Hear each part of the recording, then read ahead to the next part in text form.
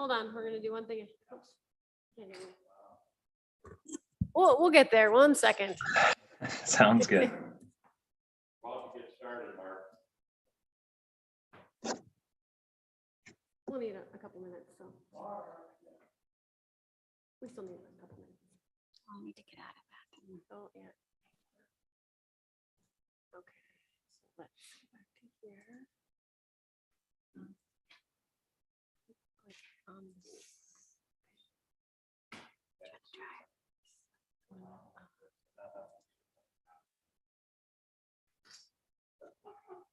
Yeah, we gotta get back into the main screen here. I don't know what's. Yeah, I think you might need to exit screen sharing or something.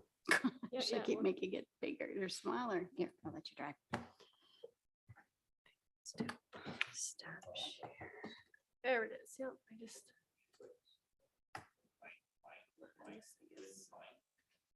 Okay. Gotta invite him, right? No, Mm-mm. I heard Maggie say participants, so I was like.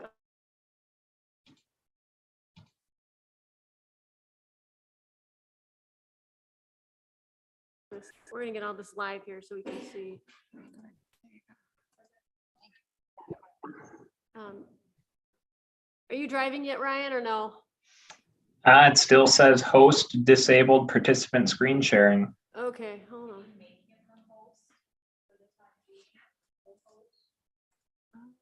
That is a great idea. Make host. There we go. Yeah, it just takes. Woo. There we go. Now it looks promising. Flip it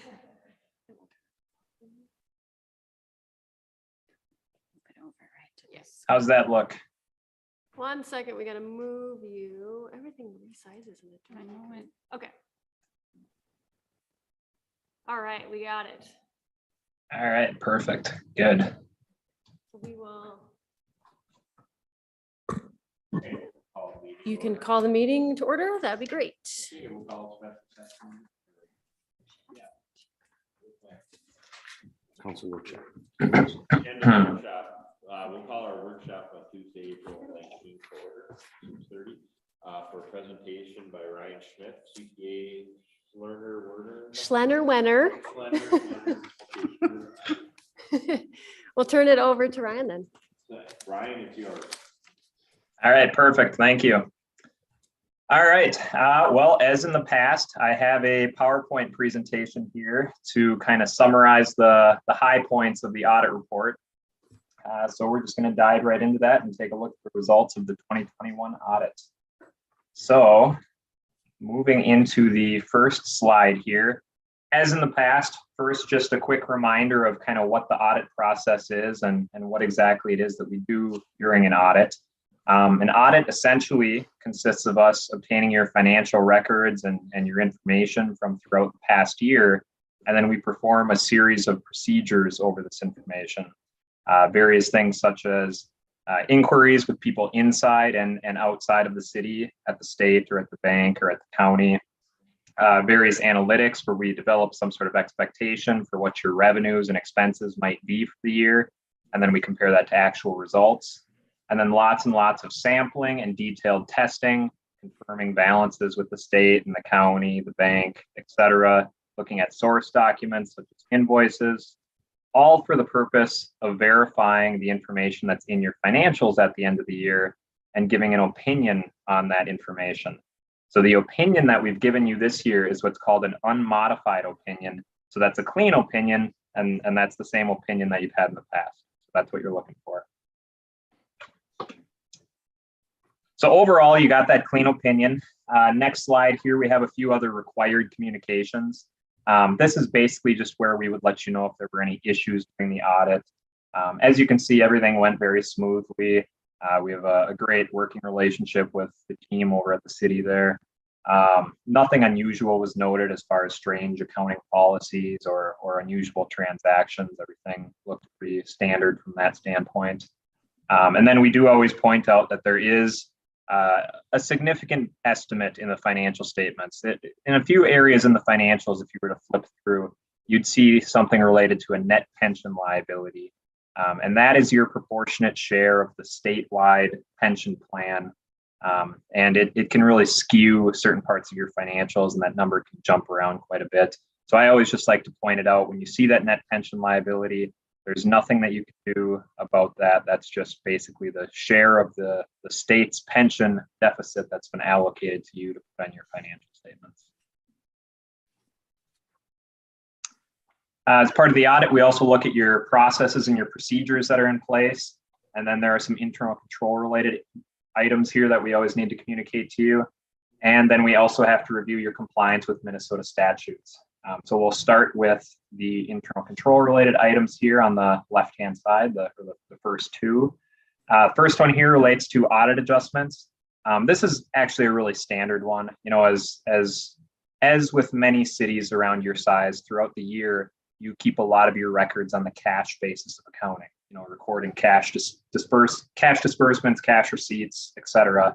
And then at the end of the year, all these adjustments have to occur to set up your long-term debt balances and your accounts receivable and payables and all these accrual type balances. And that's primarily what this relates to, is us assisting with getting some of those year-end balances established so that you can report under the basis of accounting that the state requires.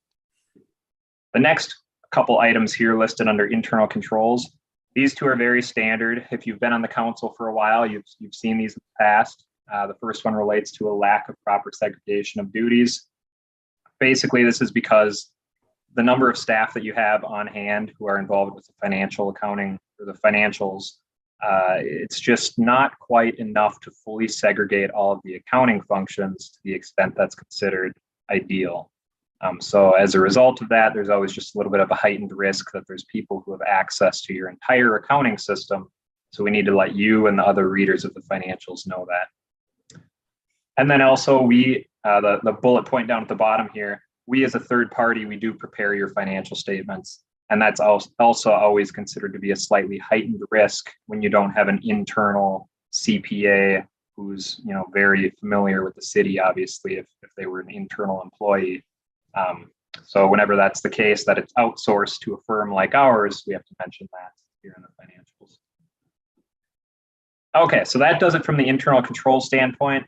The item on the right-hand side here, Minnesota legal compliance. So the state gives us various checklists to go over various statutes related to maybe how you do your contracting and bidding, how you approve your payments, where do you keep your cash, so on and so forth.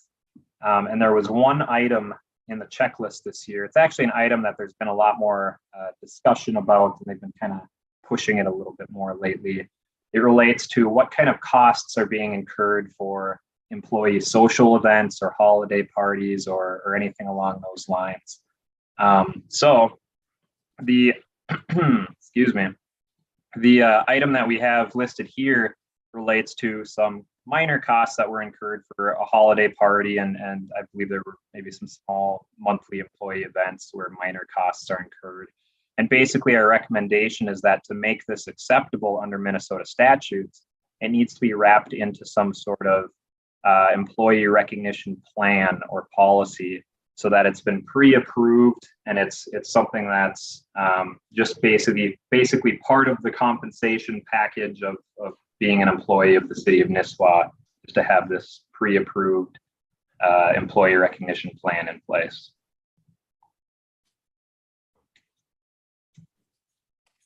Okay, and moving on, we also had to perform a single audit again this year. So this is single audit is basically the term that's used for when we complete that federal program compliance audit. When your federal expenditures exceed $750,000, it's an extra little mini audit within your usual audit. And just like last year, the program that was tested was related to your PFA funding. So the capitalization grants for clean water state revolving funds. We gave you a clean opinion, just like last year, saying that what you reported for federal expenditures, we agree with that. It looked good to us. And then we also did not have any compliance findings or any internal control findings related specifically to that program. So very clean across the board on the single audit. And with that, we'll get into the numbers a little bit here. So going to start out by looking at the general fund. just really big picture look, and then we have a couple slides that break this down into a little more detail.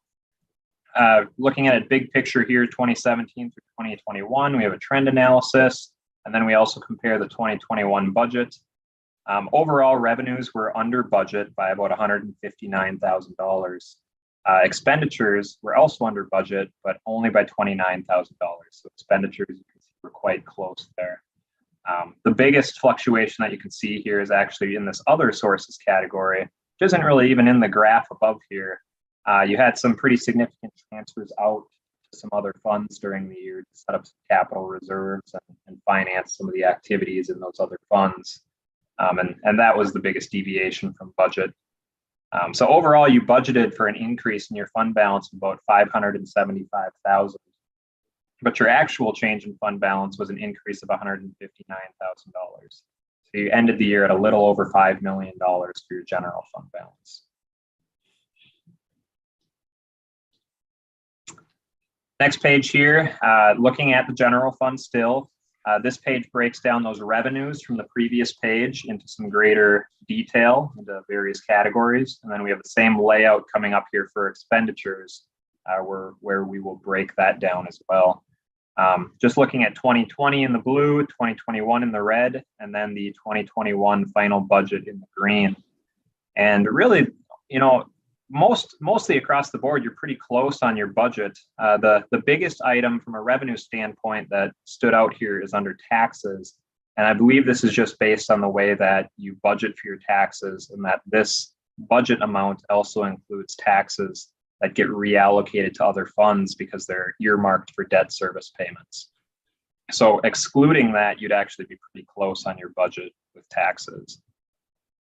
The other item here, intergovernmental revenues. Here you had some additional ARPA dollars that came through, about $78,000 of small cities assistance aid, some fire relief funding that just flows through the city. Those were some items that were in your actual revenues that weren't in the budget. But other than that, pretty close. Next page, we have the same layout, looking at expenditures now. Once again, just looking at some of the areas where you had a bigger difference between your actual numbers versus the budgeted numbers.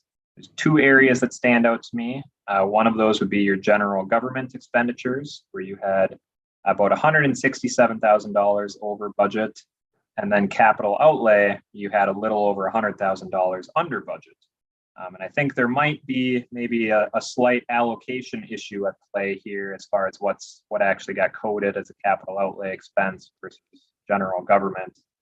Because some of the items that I saw causing this general government difference related to professional services, repairs and maintenance, and things along those lines. So I think that's a lot of what's happening here is just classification difference in comparison to your budget.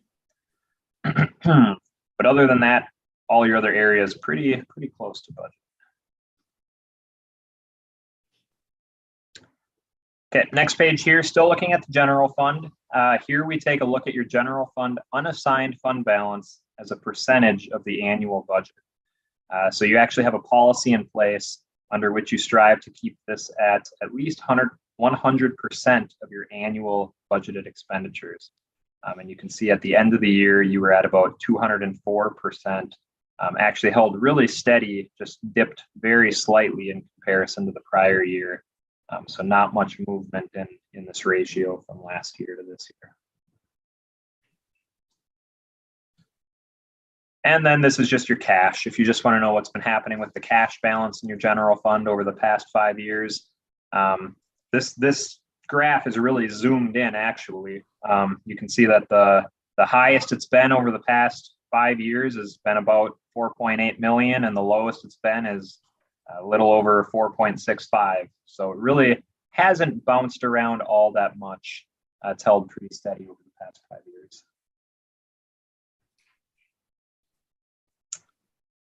Okay, enough for the general fund. We'll take a quick look at your other governmental funds here.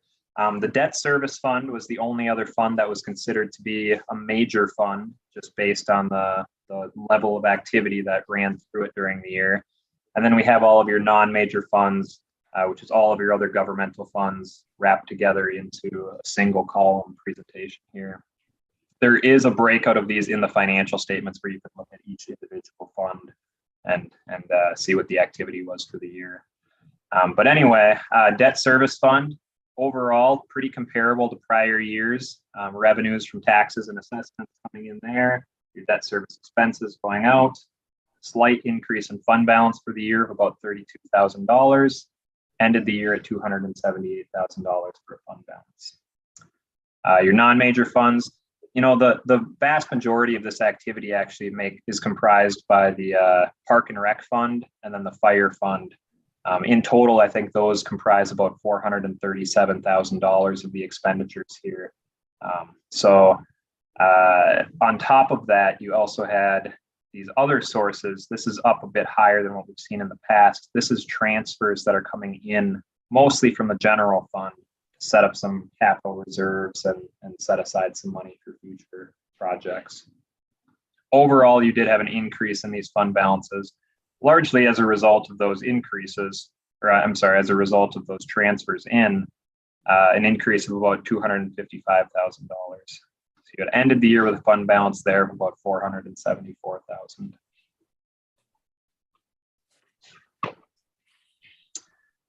And the next page here looks at those same funds and shows the cash trend over the past 5 years. Now, in the non-major category, I did break out the capital project funds into its own separate line, simply because if you look back into recent years, we had some pretty significant fluctuations related to your capital projects. So I thought I would break that out into a red line here. You can see by the end of 2021, there was really very little money left in those capital project funds because they had mostly come to a close, those projects. Debt service, on the other hand, has had a slight increase each year and kind of continued that trend from prior years.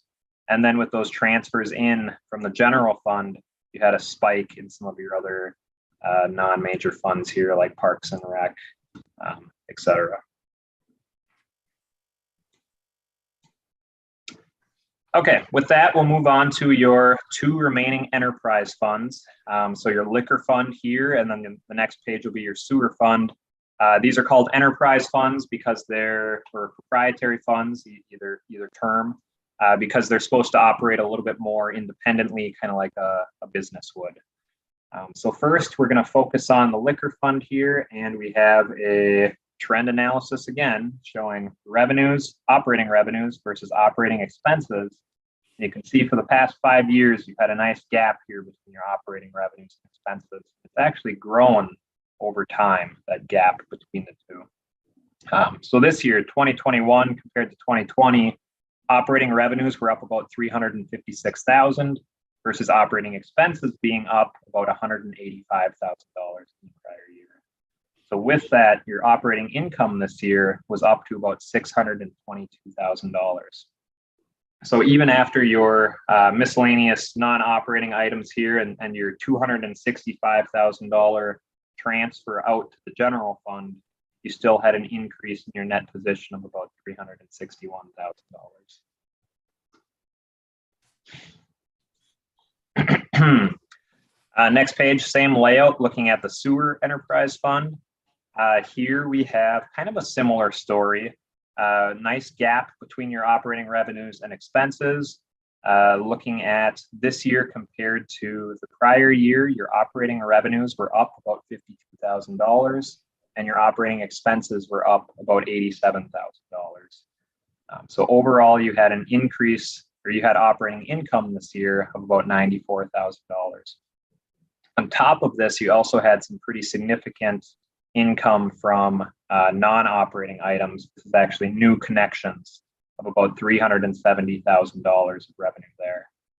So with that, you had an overall increase in your net position of about $423,000.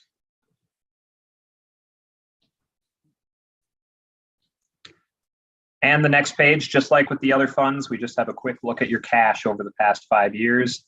You can see your liquor and sewer fund both jumped a bit here. Sewer fund was up about $149,000 to an ending balance of about $1.5 million. And your liquor fund is up about $365,000 to an ending balance of about $825,000.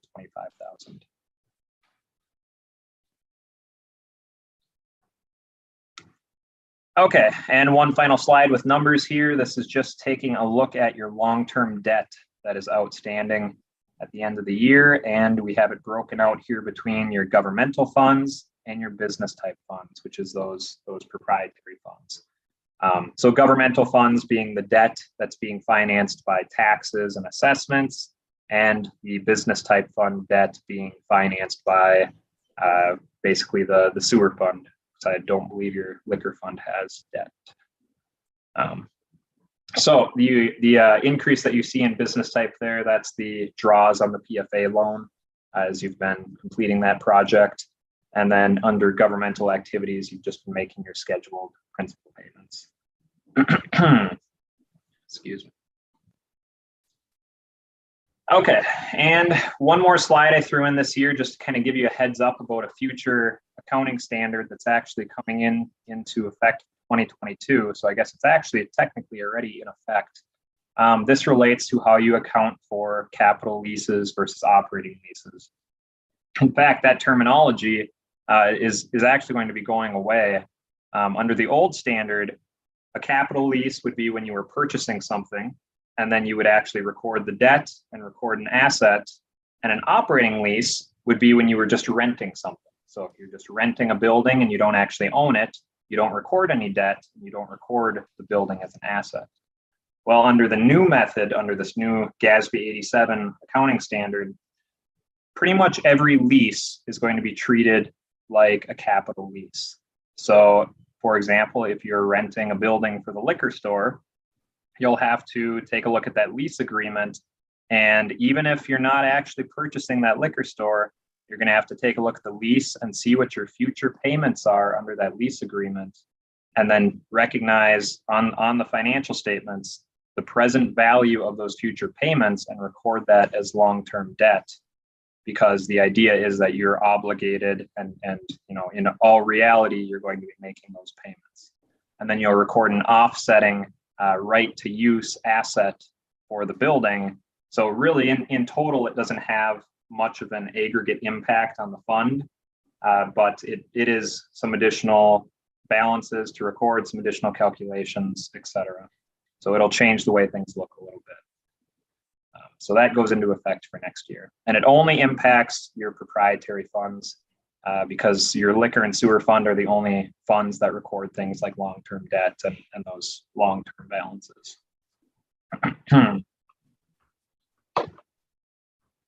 Any questions?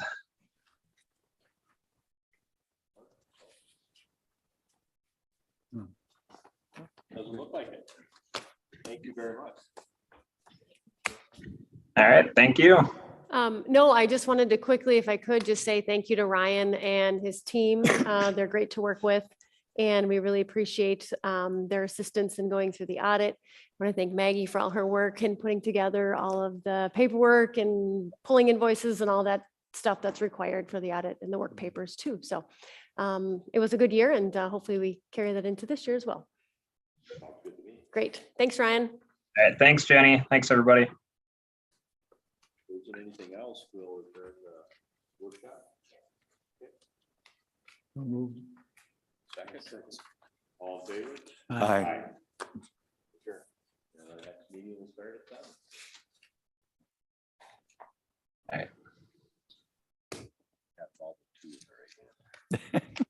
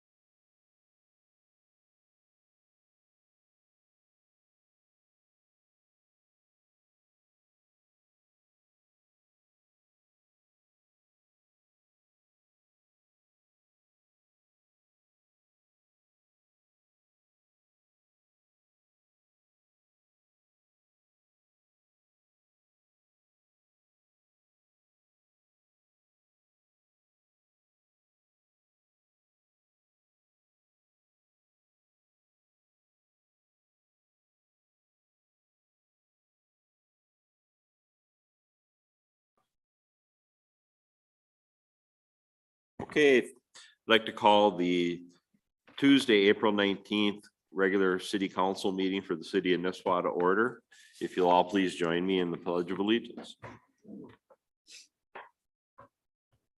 pledge allegiance to the flag of the United States of America and to the republic for which it stands, one nation, under God, indivisible, with liberty and justice for all. Thank you.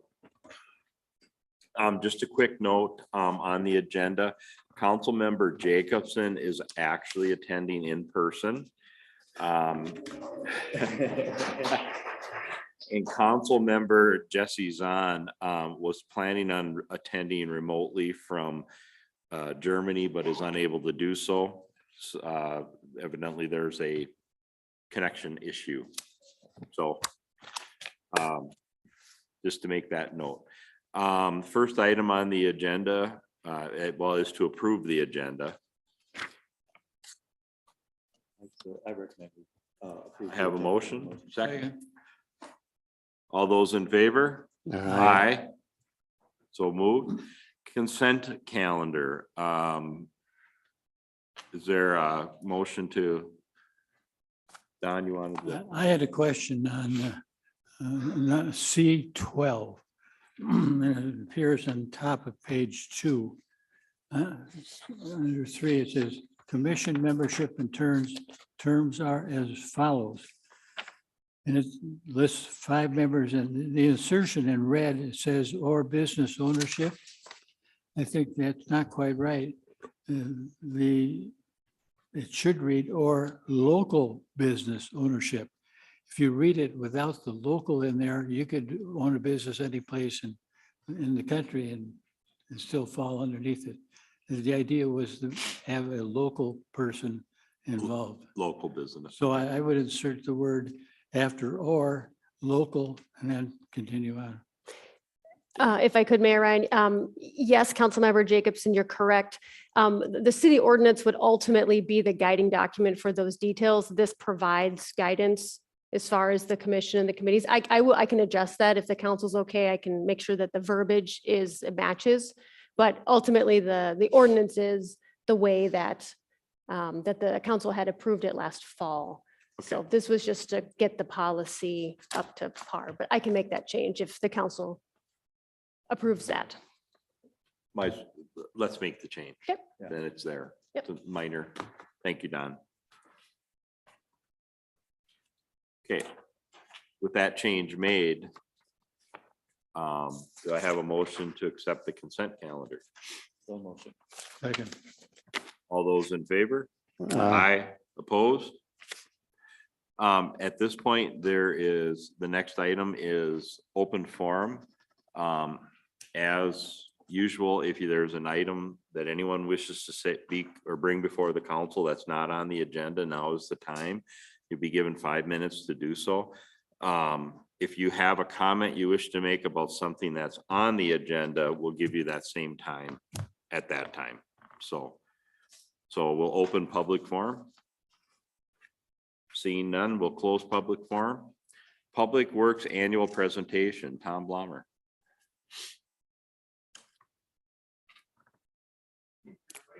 Good evening.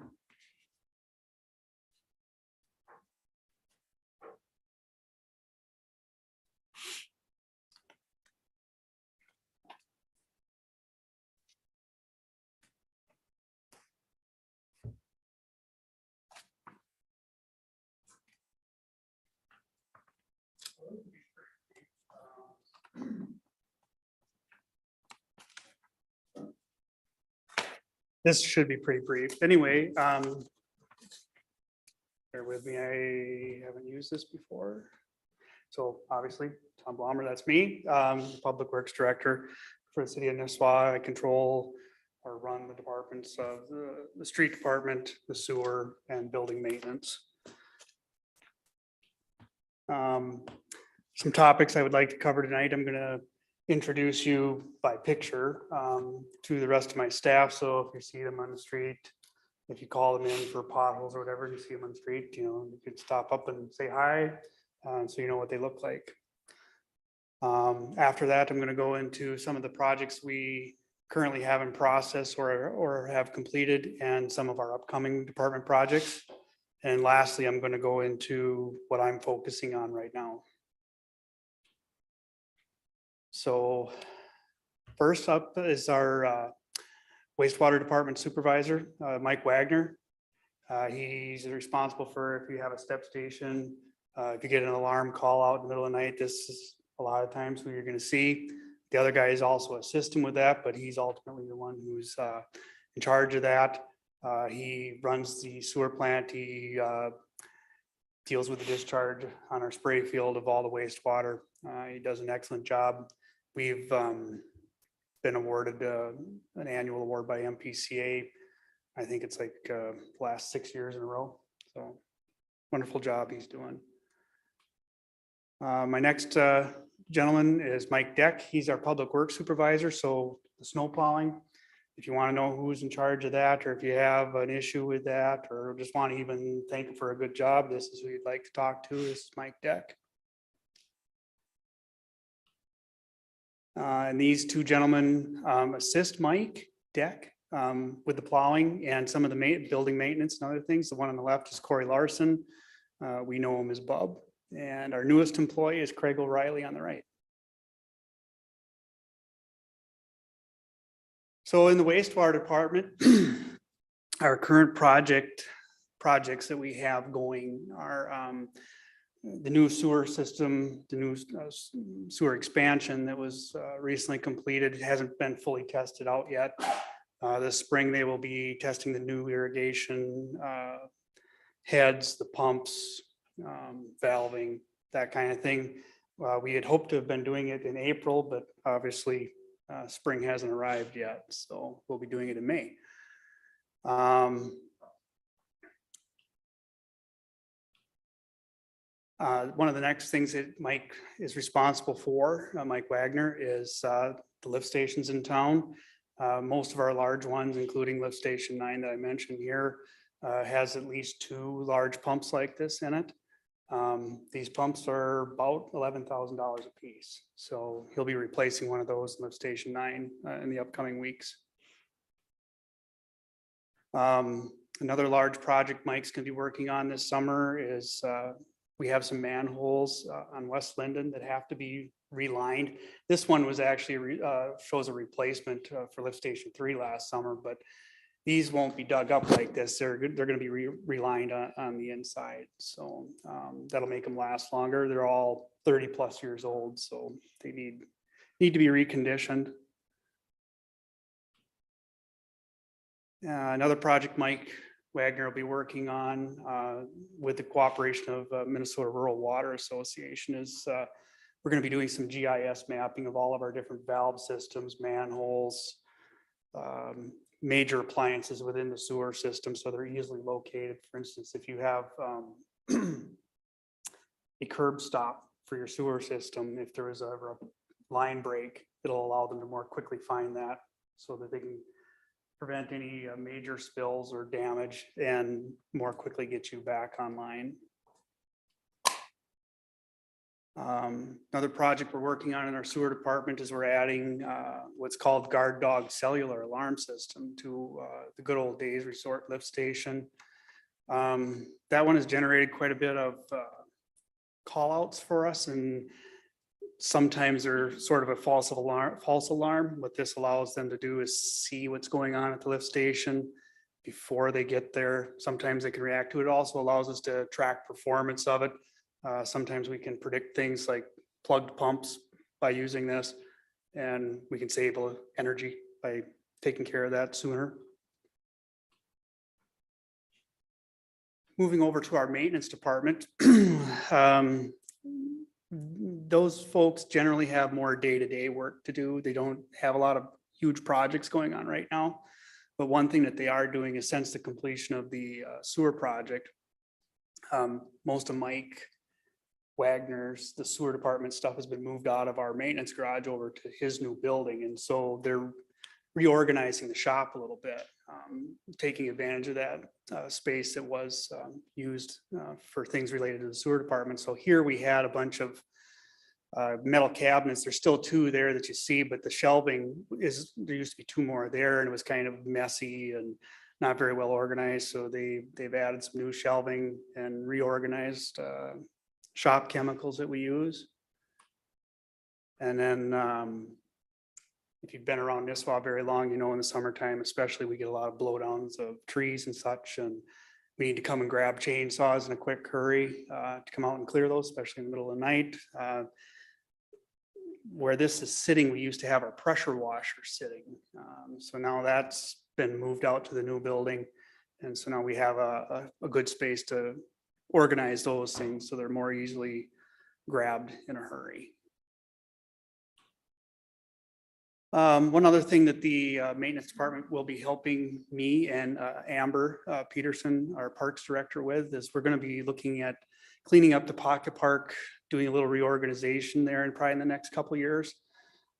This photo just kind of shows that it's kind of gotten a little long in the tooth with some of the landscaping, the plants down there. We want to clean that up some, so they'll be helping us with that.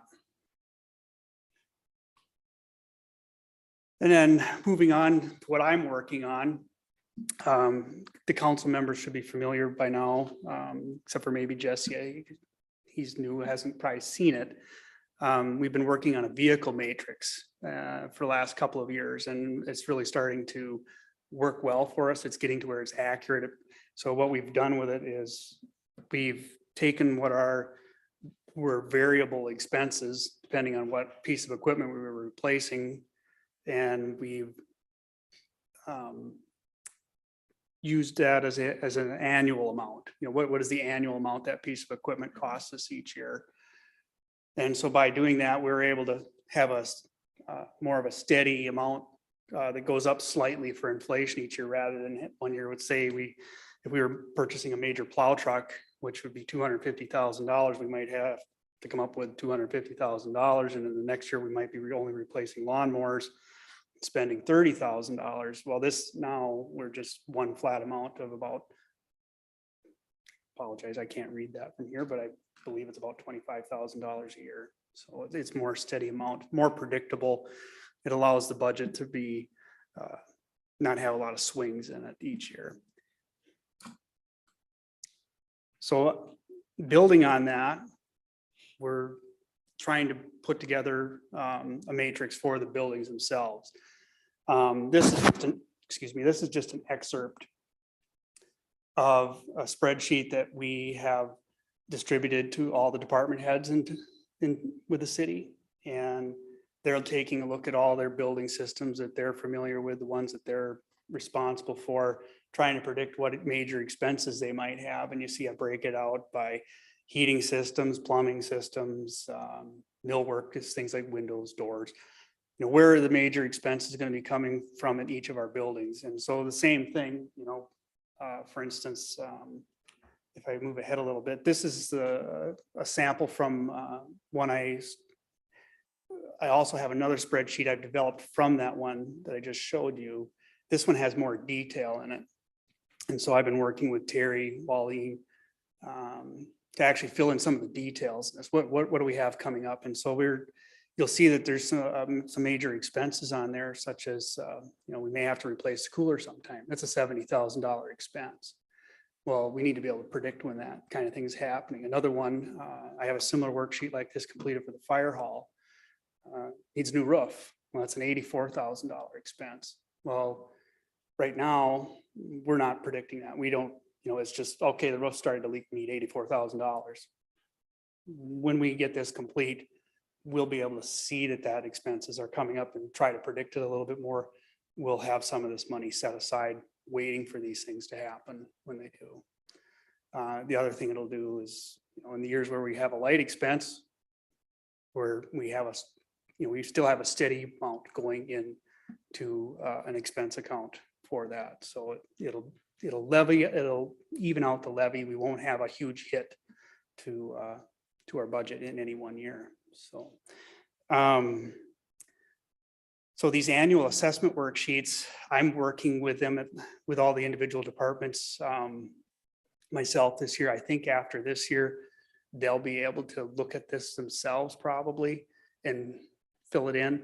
And so what it does, it'll actually keep track of the actual expenses. So, you know, right now I'm telling you that the fire hall roof is 84,000. That's an estimate. So once we know what that actual expense is, we'll put that in here, and with each building, as that kind of stuff happens, this will become more accurate. The actual, there'll be a summary that I'm planning on giving you for the budget that will have the number that we plug in. And after this first year, I think it'll become much more accurate, and it'll greatly help us with budgeting. So it'll also allow us to predict, say with an older building, when does it make sense to start looking at a replacement or a major remodel? You know, if you take a look at our pickle, for instance, that building was built in 1971. It's probably time to think, you know, now that it did have a remodel in 2009, some of you may be familiar with, but maybe there's another one due with that one soon. Other ones like the fire hall that are older, I believe that building was 1994. There are some things that need to be upgraded, like the roof I said, but the building itself is actually in really good shape. But we do want to keep it that way.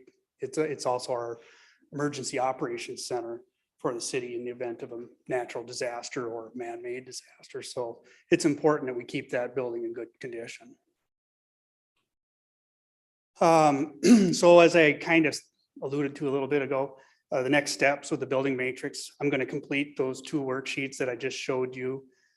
From that, I will create a summary spreadsheet for the 2023 budget. And that's something that I will be sharing with you this summer sometime when we're getting ready to prepare the actual budget for 2023. And then I'm also going to try to do a written summary of each building, kind of highlighting some things that I think need the attention, where to maybe focus your efforts as far as what to budget first, prioritize them a little bit. You know, is it this building? Is it the fire hall? What building needs the attention next? And then after this first run on it, you know, we'll get some of the actual expenses in. The other department heads will help me fill in some of the things that are maybe are missing on there now. And 2024, you'll see it becomes much more refined, more accurate, and the changes will start to shrink over time as we do each year of it. Following this year, kind of looking ahead for Public Works, many of you probably, especially this spring, given the frost conditions and long winter we've had, you probably noticed potholes and cracking and so forth with your road. The city's going to be beginning to look at what roads are a priority for a 2025 road bond project. So we will be starting to do that planning in the next 2 years. So, you know, if you have any issues or things you'd like to see done with your street, you know, you can contact us and we'll bring it up for discussion when the time is right. And we'll prioritize what roads need it the most and where to best spend our resources from that road bond. Another project that I think we may have coming up, though there's nothing really concrete with this yet,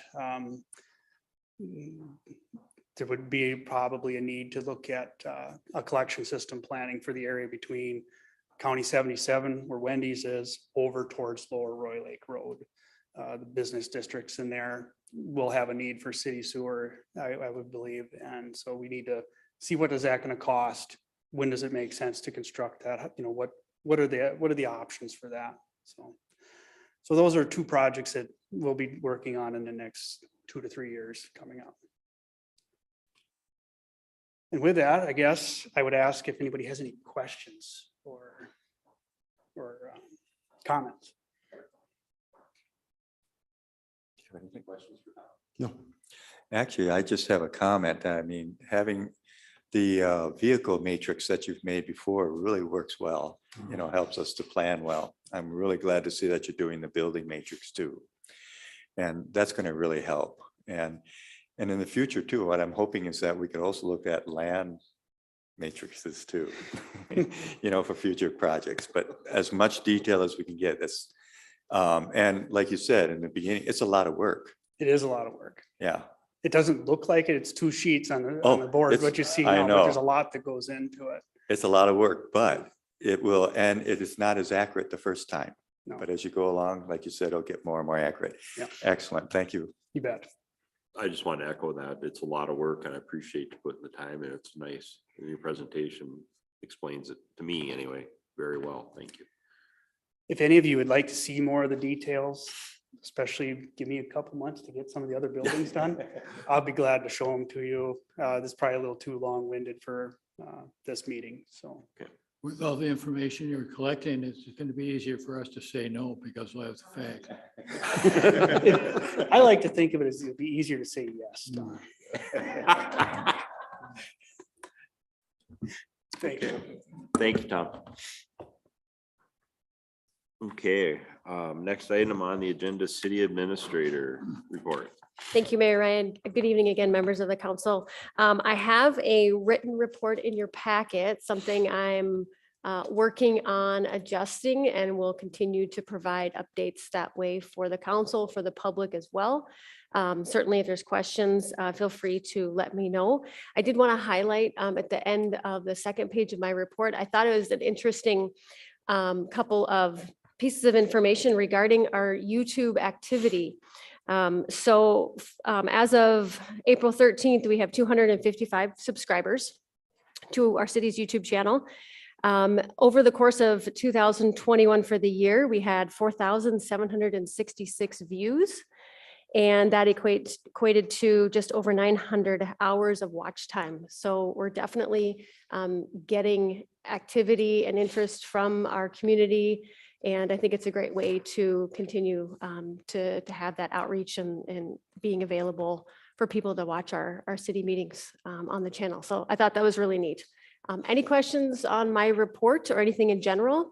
Otherwise, I'll go into my second item if there aren't any questions.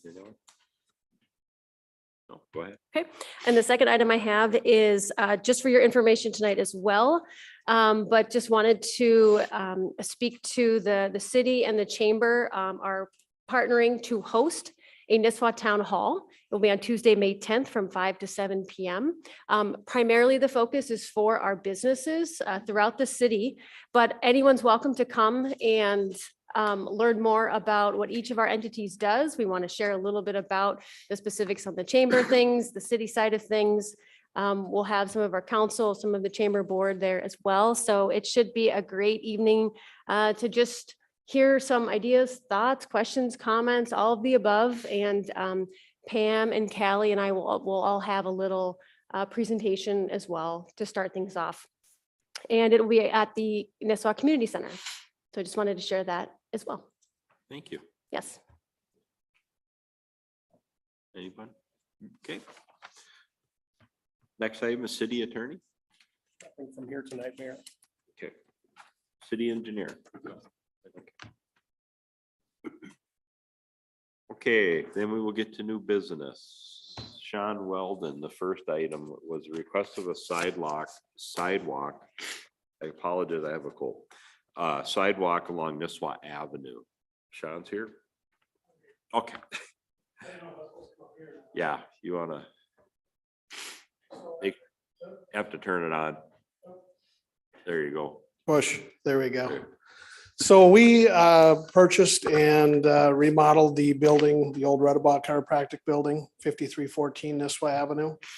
My wife and I are residents of Lakeshore, but we built a building, remodeled it, and are opening a boutique there, believe it or not. And we just noticed that it's hard to get down to our building safely.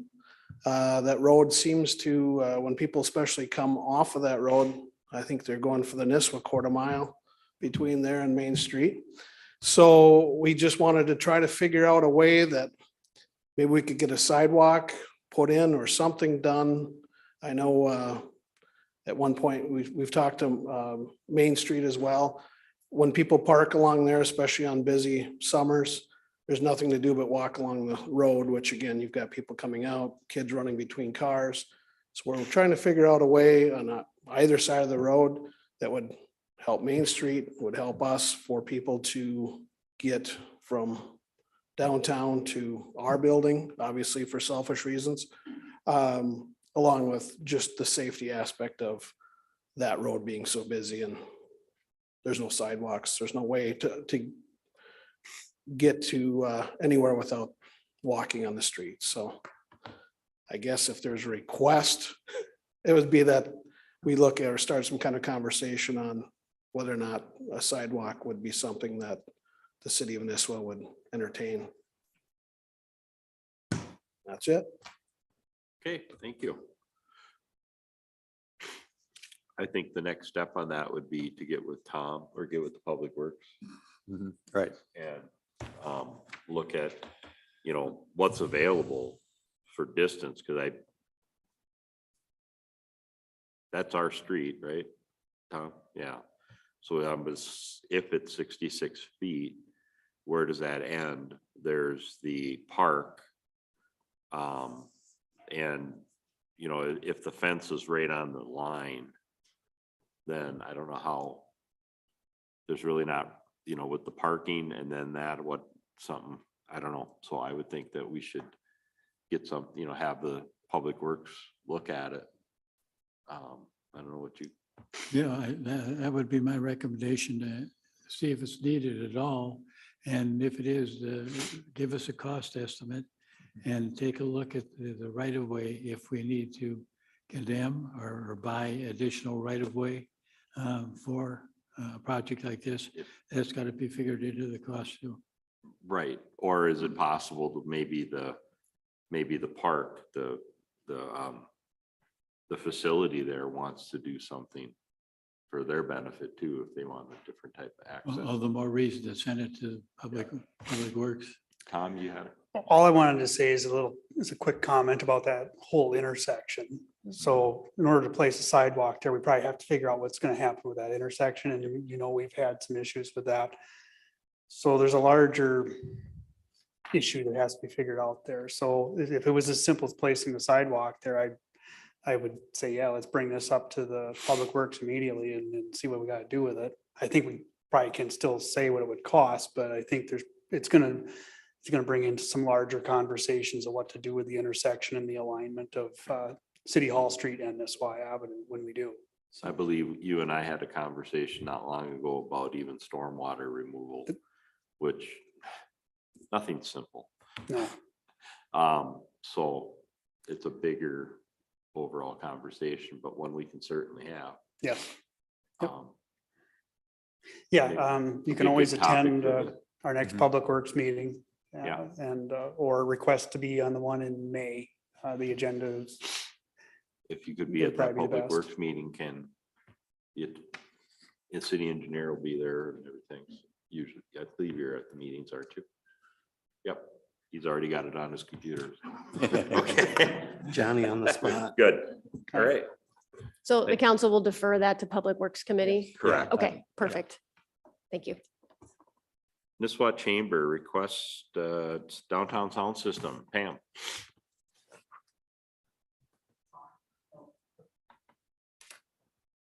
Okay, I'm back again. I think I was here last month with the idea of the downtown sound. And I was asked to look further into it and get a couple of bids. Here's what I was told. The environment of purchasing right now, a downtown sound system, is impossible to get a quote because they require chips. And even if I was to, nobody will give me a quote because the person that I order it from gets it from somebody else that needs the chip. Until they get the chip, they don't know what to charge this guy, who doesn't know what to charge my guy and what to charge us. They feel like they can do it for about $15,000. That's what they feel like for 6 speakers. They did say that you could just turn on one. Some of the questions last time were, can they just be singled out? And they can. They can be added on to. It's the same system that Brainerd has, that Brainerd put in for their downtown sound. There is 6 speakers on order already. If we don't take them, Brainerd will take them. So what I'm looking for is some kind of a commitment, because we had talked about public safety as also an option. So we can get it going. That's what I'm looking for. Whether it's when we talked about it last time, it was kind of like a yeah, but how much? Right. So I come to you with about this much. Okay, I know this is an unbudgeted, for the council, this is an unbudgeted item for us. It's not anywhere in our budget. We did talk, this has been talked about before. We did mention the idea of public safety. If there was a missing child downtown at an event or something like that, you could announce it over the speaker. That there's a lot of different applications for it. And I understand you're kind of behind the 8 ball here with the, you can't get an answer out of the people that are supposed to be able to give you an answer. And I don't know what the rest of the council thinks, or do you want to move with this at this time, or, without an actual breakdown, Hey, it's hard I for get me it. to commit any kind of public funds to it without some kind of a. Well, I know we talked about cost sharing too, and I don't know if that's, Yeah. okay, so I Yeah. mean, is that a 50-50? I'm looking for what you're thinking of commitment. Yes. Okay, so, I have to fundraise my side because Right. I'm member funded. Yes. right, so, One thing I was thinking was, this would be a really, really good topic for the public to get introduced to and for all of us to throw out there at the town meeting. I agree. That would be good. Maybe business want to sponsor a speaker or something. Yeah. Something like that. I don't know. But it would be a good idea to get their input, and then they have that opportunity to do it. I think it's a good idea. I do personally. But Can I ask for something in the meantime? There was yes. there was a speaker system. if we pass on this now and you look, we don't have a commitment, those speakers, by the time we decide, they'll be gone.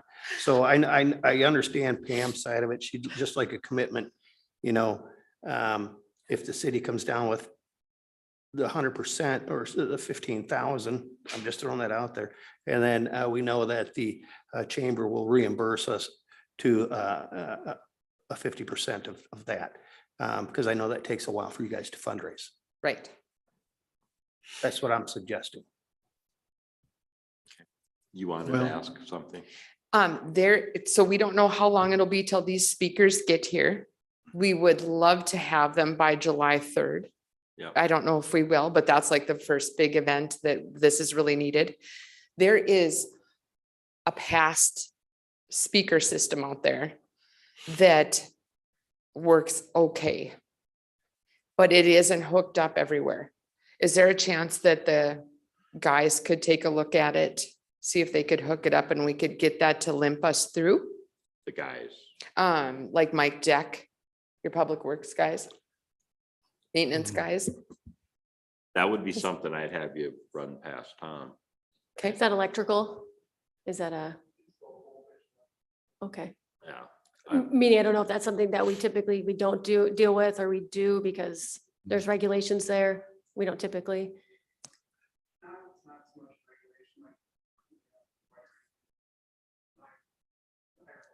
Sure. Miss- yeah, Okay. Why don't you and Okay. Tom get together and whatever you two decide. perfect.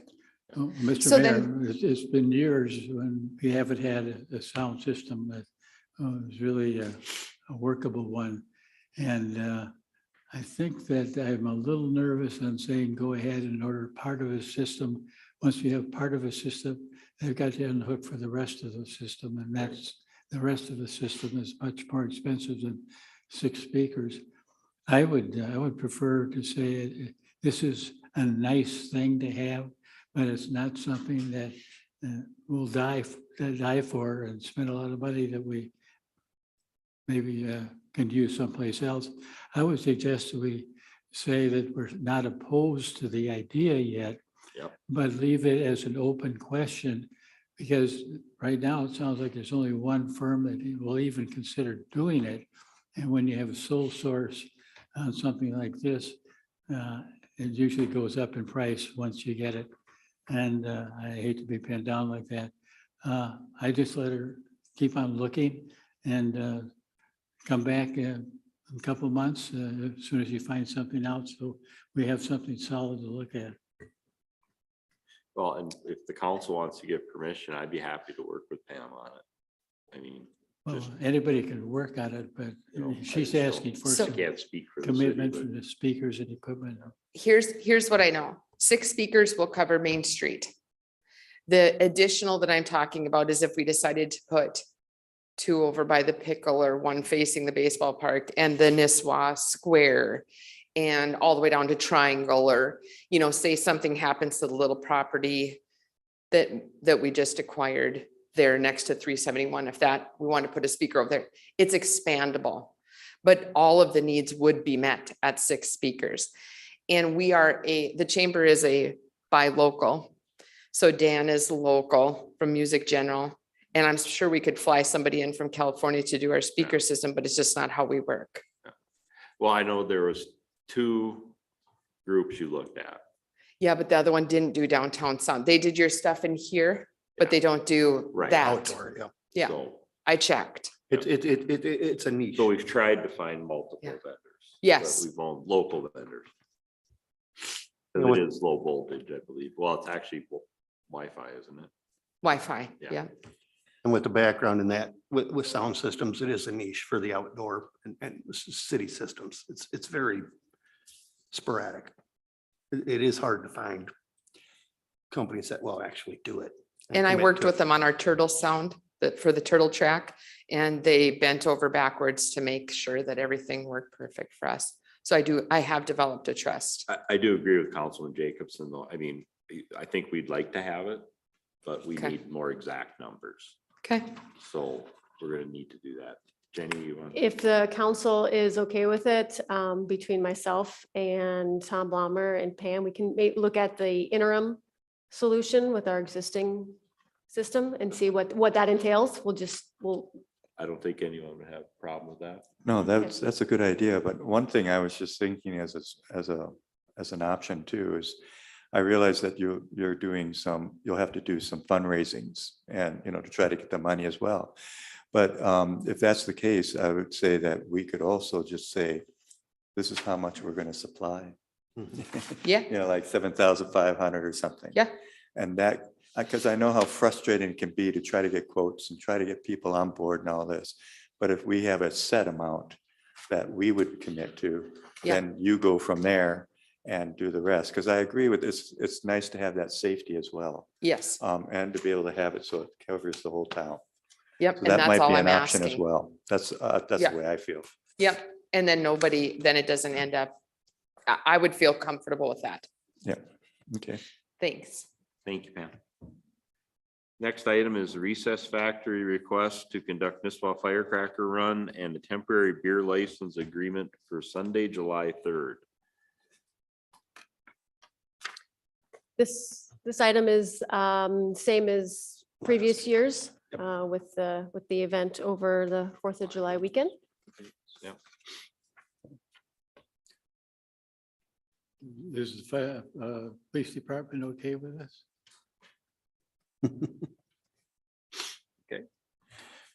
Well, I'll entertain a motion unless someone has questions. I motion that we accept this proposal as presented. Second. Second by Jacobson. Any further discussion? All those in favor say aye. Aye. Aye. Opposed? Carried. Item number 4, if you don't have a new agenda, that was, we moved up the moratorium, the Crow Wing County moratorium from a later item to number 4, so. What's that? It's 13. Yeah, was the 13 's original okay. I'm F13. Looking at my papers. I have a new puppy at home and the puppy decided to reorganize my packet today.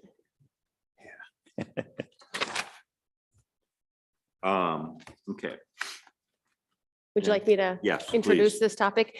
Thank you.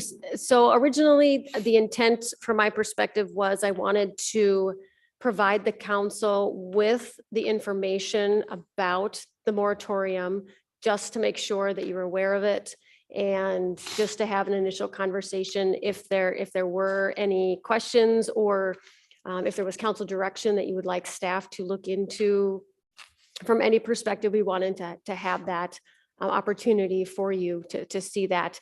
Essentially, they're looking at, kind of future impact of shoreline development, and have established, I think effective tomorrow, a year-long moratorium on any new boardwalks or other structures crossing wetlands to ease access to navigable waters. So essentially that's what that moratorium is seeking to do. Since then, we have received some public comment and interest, I think, from the public for the city to consider something similar as well. And so you can certainly, ask for public comment if anyone would like to speak to that.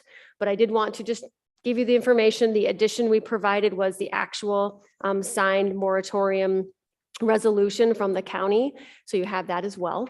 And certainly staff can try to field questions, or at least if you want us to work on anything, we can start to do that.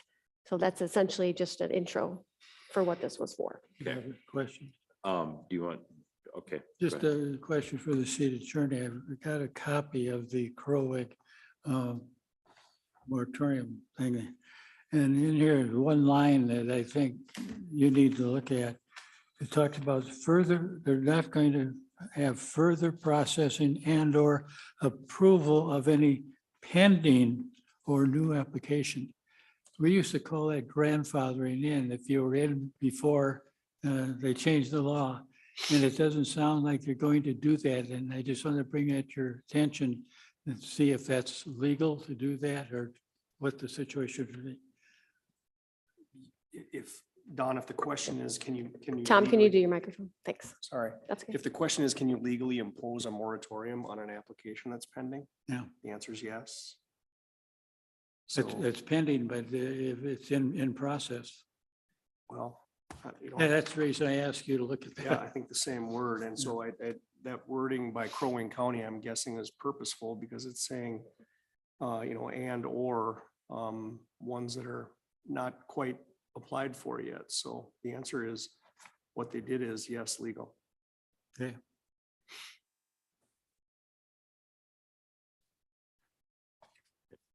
Was there anyone in the audience that wished to speak to this, or I just open that up for 5-minute talk? No, okay. Or is there? Okay. Is it? Yes, is there? Please step up, give us your name and your address and or where you live, and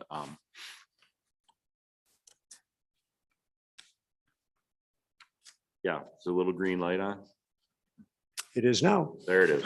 Okay. I'm Dave Anderson, 920 Bass Lake Road in Lakeshore, and thank you, Mr. Mayor and City Council members, for the opportunity to speak to you tonight.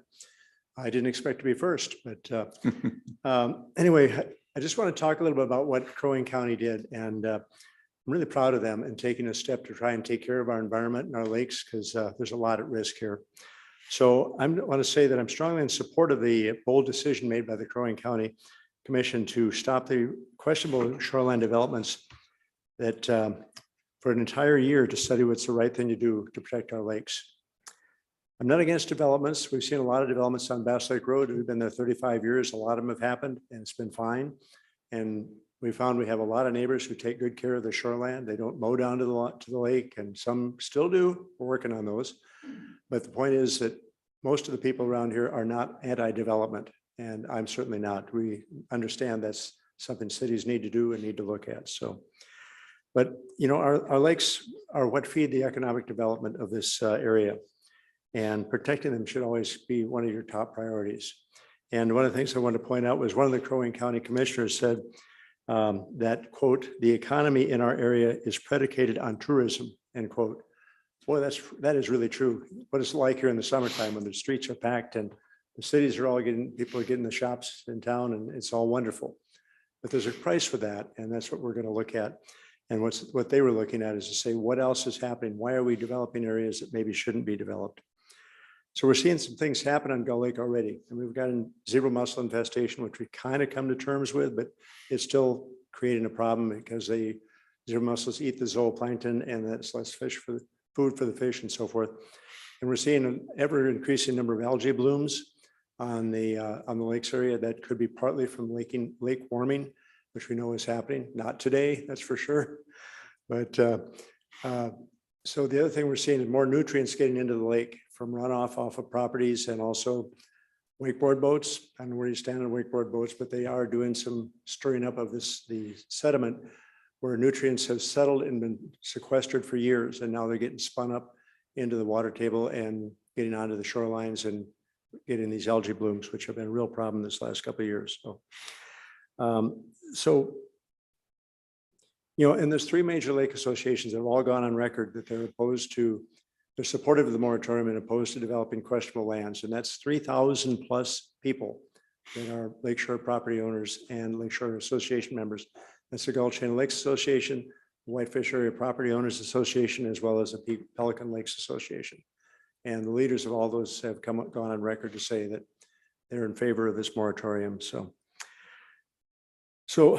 what I wanted to finish by just saying, we really all have an obligation to do what's right with our fragile environment. And I encourage you to keep this in mind as you decide what you do about the Roy's Landing development. Thank you. Thank you.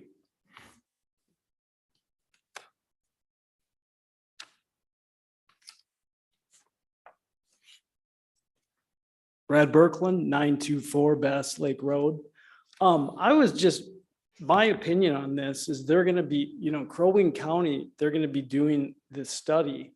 So in 1 year, we're going to get new information about what's happened this last 2 years when all of these shorelands that have never been really considered shoreland properties or riparian properties. And it's kind of been a whirlwind. And from my perspective, I understand the homeowners on Trout Lake, how the other issue that this was about were the Crow Wing County had these administrative subdivisions where the public and the planning commission weren't considering these, and they were just kind of doing them behind the scenes. So the public kind of gets hit without any notice. And that's how we felt on Bass Lake. Originally, we had the 5 homes that were developed in the 1940s and early 50s. And then it was like one more, and it kept going. And then all of a sudden, boom, 25. So I do understand this sentiment, and I don't think that it's something that we want to take for granted. And especially with Crow Wing County studying it, we will get information. So I'm in favor of it. Thank you. Thank you.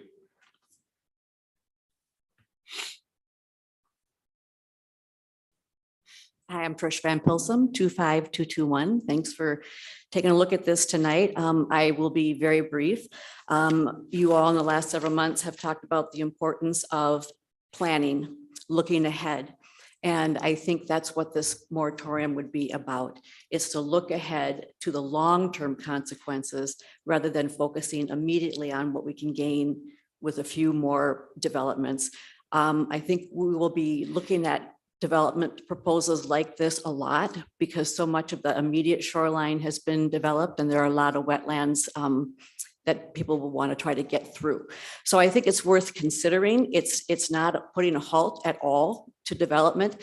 It's merely just trying to get more information. I don't know, does putting a boardwalk through the wetland destroy it? I don't know. And probably nobody does at this point, but I think that's the information we're hoping that you guys will want to seek out. And the wetlands clearly are critical to the habitats in the lake. And I would just reiterate what Brittany said when we first met with her, which is that if the lakes die, Nisswa dies. So thank you. Thank you.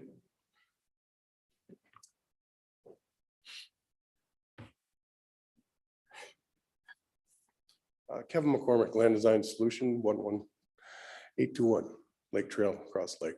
Just a couple of things for you to consider. The pushback that Crow Wing is just about to embark on is they've restricted riparian access to riparian landowners.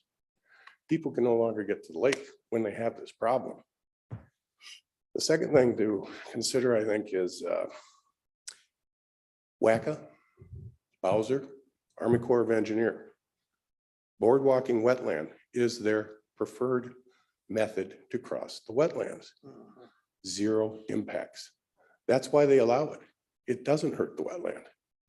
That is the entire reason for it. And I think you should understand that. Thank you. Thank you. Charlotte Philhauer, 25624 Roy Lane. We've been up here for over the past year, and I've spoke very passionately at times about the wetlands and our natural resources. And as a relatively new Nisswa taxpayer, I encourage you, and I hope as elected officials that you're working for the taxpayers, and our request for you to faithfully consider working with Crow County on this moratorium. It's not about Roy Landing. It's about everything within Nisswa. And we've all gotten our tax statements, and some people have gotten a lot of increases. And we hope that we've made improvements. I've made lots of improvements, used local people, and they're busy. But if our land values go down, so will the carpenter's work and the plumber. You know, part of this is maintaining the livelihood and the values of our homes. And I just don't think we should be scared off by saying, whoa, we're going to reflect, we're going to take a year to really see. And if it comes back that these boardwalks are not dangerous to our natural resources and our loons, okay. But as a taxpayer, I'm just asking you to really consider and to adopt an ordinance, you know, what, not an ordinance, but adopt this moratorium and work with Crow County. I mean, if they're going to put the resources, the dollars, the hours, I think we'd be stupid not to piggyback on knowledge. Like, knowledge is king. Like, why wouldn't we want that information to preserve the livelihood of our area?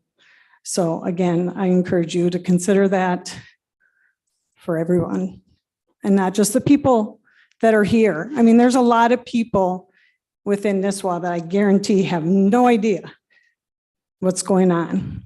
And all I can say is 2 nights ago, I sat with the window open and I heard loons, and I said to my husband, is that a loon? Because it's been a long winter.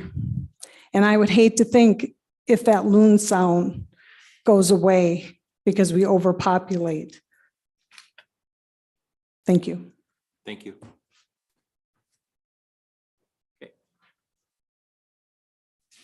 So I'm going to close to public comment, seeing no one else standing up. And I was going to just go to council discussion on the item. So Mark, do we want, you know, I don't know what, does anybody has any comments, questions or anything? Well, I know where this Minnesota Department of Natural Resources stands on boardwalks and wetlands. I mean, if you go up to the Big Bog, I mean, they did studies on boardwalks across wetlands for many years. That's why they have devised a way to put boardwalks across the bogs. You know, if you go up to the Big Bog, you know, Big Fork, even up into Bemidji State Park, they have their boardwalks into the bogs. There's a certain way that they're done. I'm not against boardwalks. I like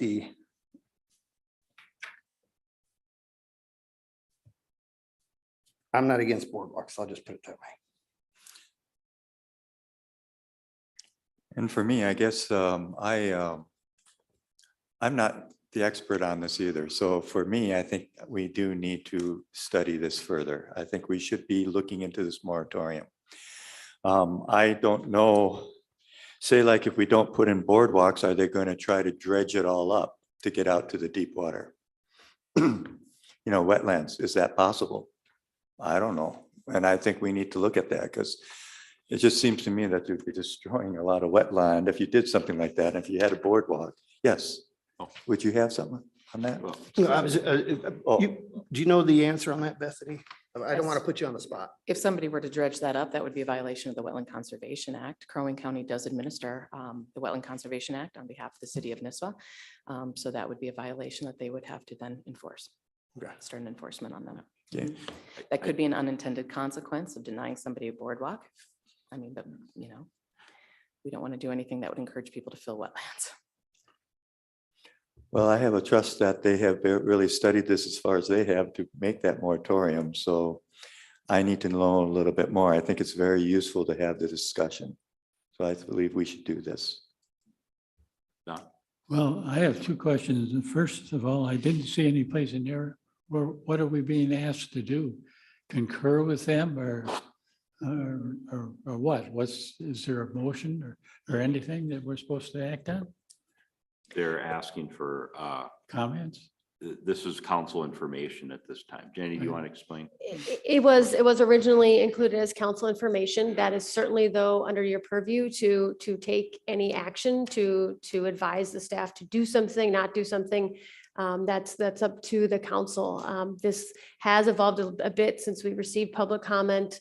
And so I want to just leave any option open. If you want us to pursue this in some way, we'll work towards that. And then the second question is for the attorney, a question that I've never asked before in many years on these boards. Who trumps who here? Does the Crow Wing County Board trump any action we can take? Or in a situation like this, can we say no and opt out or what? Well, Don, these two things run exclusive of each other, right? The county is made its moratorium, but we have our ordinance. And so if the city wanted to do something akin to what the county did here, then we'd have to take a separate step for a resolution like this and for a moratorium ordinance. Okay. So it isn't a matter of opting in or opting out to what Crow Wing County did. What Crow Wing County did is being held up by proponents as an idea that the city should think about. But if we don't say anything,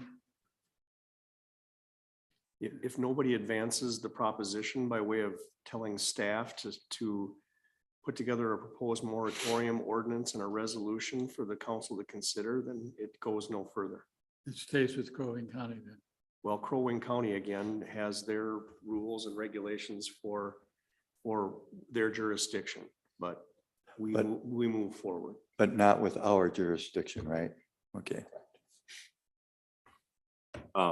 One thing I have to look at, it's obvious to me that their moratorium isn't, if a person, they're putting a moratorium on boardwalks, but it's they're trying to see about, from what I understand reading this, and anyone can correct me if I'm wrong, is it's about going through the wetland to get to the high water mark, if you will, so that I can put a dock out to navigable water.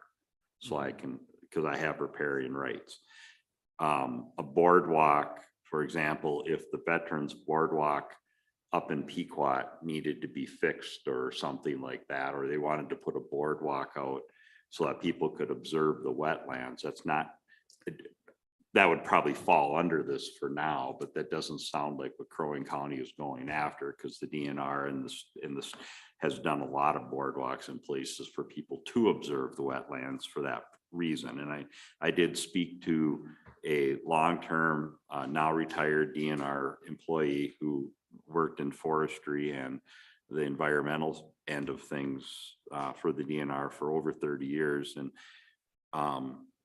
they preferred boardwalks simply because reptiles and things could get underneath them. And, but it gave people an opportunity to look at a wetland and say, okay, this is what's involved in it. This is more about dock systems and then boardwalks attaching and going through. So, but I don't know enough about it yet to make a call tonight. I want to know more. If we had a plat that didn't have a boardwalk and it didn't have any docking, just had sand beach right down to the water, It wouldn't mean, this wouldn't do anything.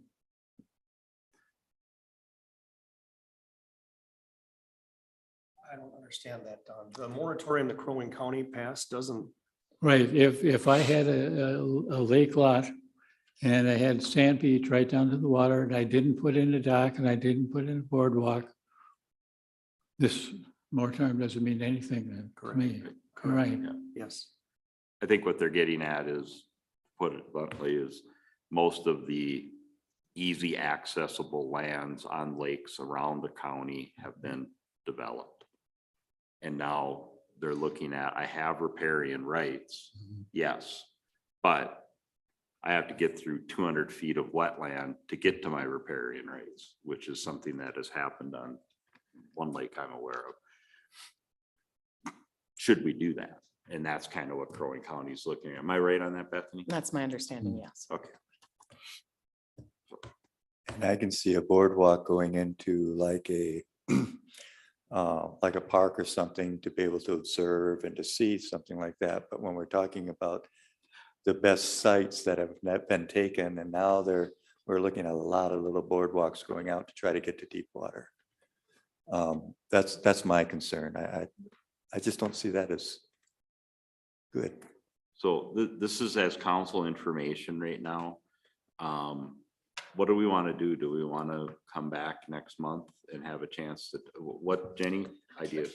Well, let me just explain the process, how this works. So we have to proceed with a moratorium similar to an ordinance amendment. We have to publish a notice that we're holding a public hearing, and there are requirement notices, 10 days, I believe, for that. So we do need some lead time. If the council would like us to move forward in that direction, just know that there are those scheduling. We have to make sure that there's time to do that. So if you wanted us to vaguely research, provide more information to you at the next meeting, then you still would not be able to take action because we haven't noticed it properly from a public hearing perspective. If you want us to move forward, and if you want this to go to the Planning Commission for a review, they can do that.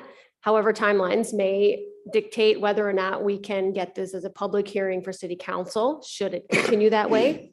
Or you could say, notice it as a public hearing for our May agenda. We'll get you as much information as we can, and we see where that goes from there. So there's some options if that helps, but there are some statutory requirements if we want to get to that moratorium official part of that.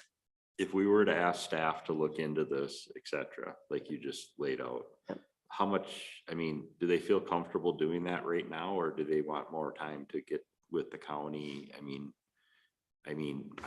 It's a bit of an unknown. Bethany and I would certainly put our heads together and figure out what we can bring to you for helpful information, but I don't know at this point if we really know where that would go, because the county is going to take a year, right, to study and provide that information. So depends on how long the council wants to kind of consider this topic before you take action or decide not to. Let's say decide, don't take a long time, make a decision. Yeah, and if it does take a long time, I think it's worth it though, to go ahead and look at this. Well, we have a planning commission that can be run through the planning commission. They can make a recommendation. There's plenty of time between the P and Z meeting and this meeting to notice what you want to Okay. do. Good idea. Yeah. Okay. So can we put that in the form of a motion, I would assume? That'd be great. There's a motion to recommend the planning commission review this. Yeah. For and Remote right So now. I'll make that motion. then. Can I want to ask Bethany something right here. Okay, so now I've got a piece of property, runs out, and I've got a bog in front of it. And I'm talking where I'm at right now. And let's say the high water mark is 900 feet, okay, or 900 feet. And that's where I have that wetlands going at 900 feet, or say it's at 910, and then it drops, which mine does. So can the city permit me to go over that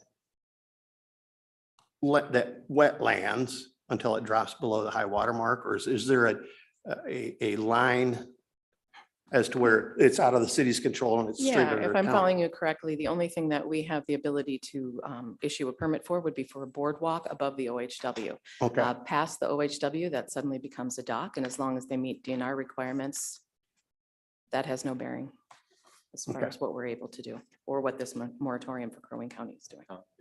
Can I ask a question, clarification on this motion? Is the intent of the council in making this motion to direct this to the planning commission to look at the issue and make a recommendation to the council about whether moratorium should even be considered? Or is the motion for the planning commission to suggest a moratorium? What are you asking the planning commission to do? What did you want them to do, Don?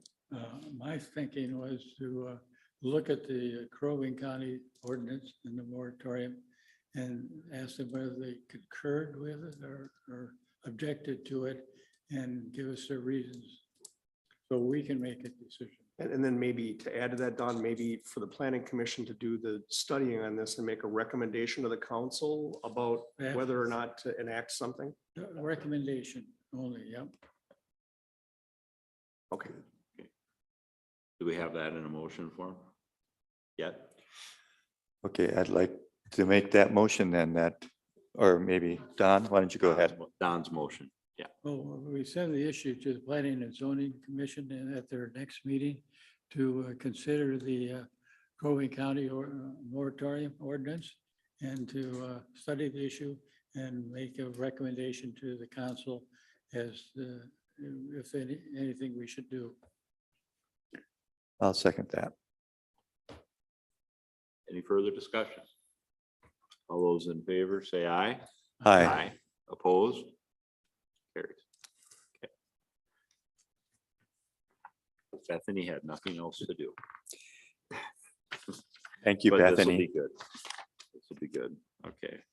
Item number 5, the Roy's Landing preliminary has been tabled. This has been a table item. Or you- At this time, staff recommends that this item is tabled. Okay. So we would need a motion for that if the council agrees with that. I will make the motion to table item 5 at this time. To our May council meeting. For the May council meeting. And I'll second that. Any further discussion? All those in favor say aye. Aye. Opposed? Okay. Item 6, Wine Down Inc. on sale wine liquor license request. Mr. Mayor, I'll move approval of the application with special consideration to point number 4, that the applicant receives approval from the Planning and Zoning Commission, Public Works, for necessary permits, including sign permits, water and sewer meter requirements. I'll second. All those in favor? Aye. Aye. Opposed? Passed. All this someplace.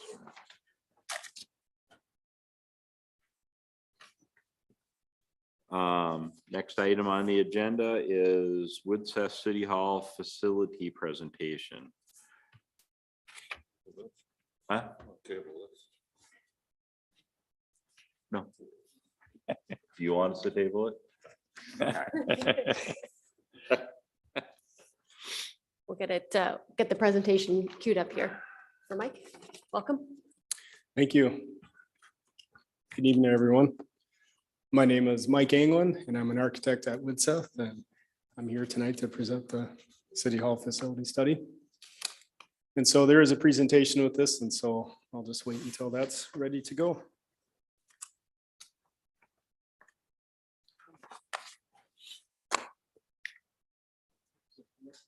No, we don't have anything in the package. It's just this. All right. Just get started. Okay. All right. Well, thank you, Mr. Mayor and Yes, City sorry. Councilman. So Woodseth was requested to walk through the Nisswa City Hall and perform what we call a facility study. And so myself being an architect, I was joined by civil engineers a mechanical engineer, electrical, structural, and an interior designer. And so we did walk through the facility last fall, and we've been putting together the facility study that will ultimately get you. Tonight is just more of a broad overview, so I'm not really getting into a lot of the details, but those details will be provided. And so we'll get started. So when we do a facility study, we provide these for a lot of municipalities and counties and even private clients. And basically what we do is we take a look at the current condition of the asset or the building in this instance.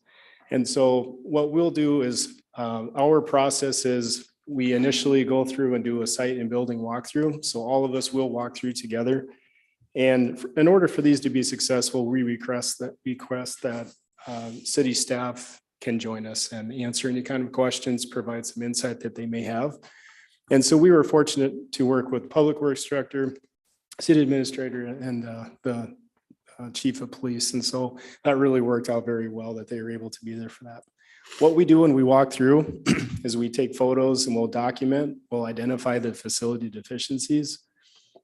Some of the things that we do is we'll evaluate the building access and security. And then ultimately we'll prioritize the facility deficiencies and we'll put together a cost summary. And really just building upon the Public Works Director, his presentation, we provide some more detailed information as it relates to the overall conditions of the building. So the facility deficiencies, what we have shown here on the right-hand side of the screen is an example of the more technical document that the facility study is. And so what we do is we identify what each item is. We'll take photos of that. So what we like to do is have a photo documentation or representation of the item that we've identified. And then what we do is we describe the issue. We recommend what to do about that issue. Then we also prioritize that. And what I mean by that is you should address that between now and 5 years from now, 5 to 10 and beyond.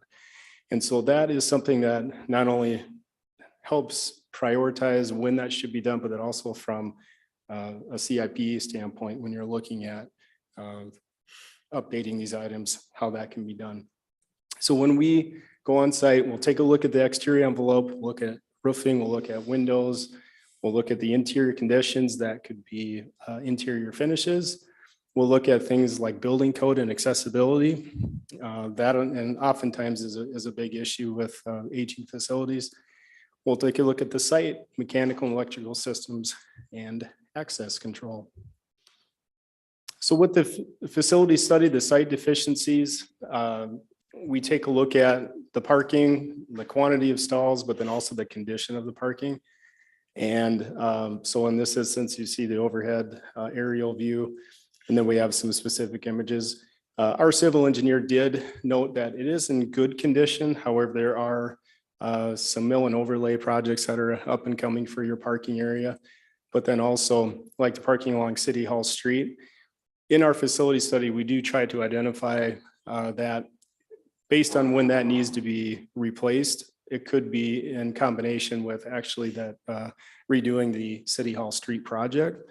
So when we do our facility studies, we try to identify when it should be taken care of, but then also how you can combine that with a larger project. And so then from an economic standpoint, it becomes more affordable. We also took a look at the building envelope, as I said. So one of the major issues with this facility, as you know and are aware of, is the clear story windows that do allow water infiltration. And so we took a look at that, got up on the roof, looked at that condition. Also, we take a look at the exterior cladding. In this case, in the upper right-hand corner, you see the exterior stone. So there's some indications where mortar is deteriorating. And so that needs to be addressed. We also take a look like in the middle picture on the right-hand side where the rainwater does come out, it splashes on the concrete, and then it splashes up on the block and there's deterioration there. So we identify some areas where we need to either reroute that water more into green space, or in this instance, we actually propose to do a covered roof over that section. That area leads to a lot of ice in the shoulder seasons. So when the water does come off of the roof, it then freezes and creates a hazard there. Then the bottom right-hand corner, that just shows, a close-up view of one of the windows, and it's actually in the southeast corner of this building. The windows are allowing a lot of air and water infiltration, and so we certainly identified these as a high priority to take care of. Interior deficiencies, so based on the age of the building, the wear and tear that is very typical and normal for a lot of buildings, we've identified areas that do need to be updated, new finishes, but then we also try to identify and propose finishes that are a little bit more appropriate. So like in the PD area, for example, with the shoes that they wear and the amount of foot traffic that occurs in there, we not only identify that it needs to be replaced, but here's a more appropriate material that you could consider. Mechanical and electrical, so what we like to do is take a look at what is your mechanical systems, not only the life of that system, but is it the appropriate system for this facility? And so we do comment on the equipment is reaching its life expectancy within 5 to 10 years, but it's also an HVAC system that only provides single zone control. And so there are certainly more sophisticated systems. So in the event that you would want to replace those systems, there are certainly ways to provide a much more energy efficient mechanical system and also provide more thermal comfort for anyone that's using the building. The nice thing about this facility, 600 amp service, you really do have quite a lot of electrical capacity. And so when we do our facility studies as well, to do any kind of a mechanical upgrade or whatever the case may be, we do like to identify that you do either have capacity or that you may not. One of the big items with facility studies, especially for a city or a county, is building access control. And so this is certainly something that you do want to provide a secure working environment for your employees, and then also just for the general public, just to make sure that certain areas are available for the general public, but then certain areas do need certain access. What we did is we took a look at this building currently, and we identified what would be great to have to provide the right kind of access control. And in the right-hand side of the screen there, we did actually go out and get a couple of quotes so that we knew what the financial impact of that would be and the feasibility of getting that done. And so that was, I think, a highlight of what we did with this facility study as well. And so now I feel as though the city has some nice options to consider if they would like to move forward with that. Within our cost summary, we do live in the world of spreadsheets as well. And so part of our deliverable is a spreadsheet that can be used by the city in terms of what these maintenance items are. You can play around with that spreadsheet and actually kind of outline some, all right, within the next 5 years, what items do we want to address? What does that total add up to? And so you can play around with a few different scenarios. That's worked really well for other clients that we've worked with. But on the left-hand side, again, we prioritize them. So if it's a high priority, 0 to 4 years, medium, 5 to 10, low priority means it's out there a ways. In the middle, so we do identify these deficiencies by discipline. What I mean by that is maybe it's an architectural item or it's electrical or mechanical. And then on the right-hand side there, within our project cost, we treat all of these we do include contingency on these numbers. We also include whether or not it's a project and you have a general contractor maybe getting awarded a project. So if you were to loop in a lot of these things and actually go out for bid. So that's just something that I wanted to highlight for this, because when you just identify that you needed to take care of one item, when you take a look at the long list of items, it may be that you just need to hire a general contractor. And so that certainly impacts the pricing.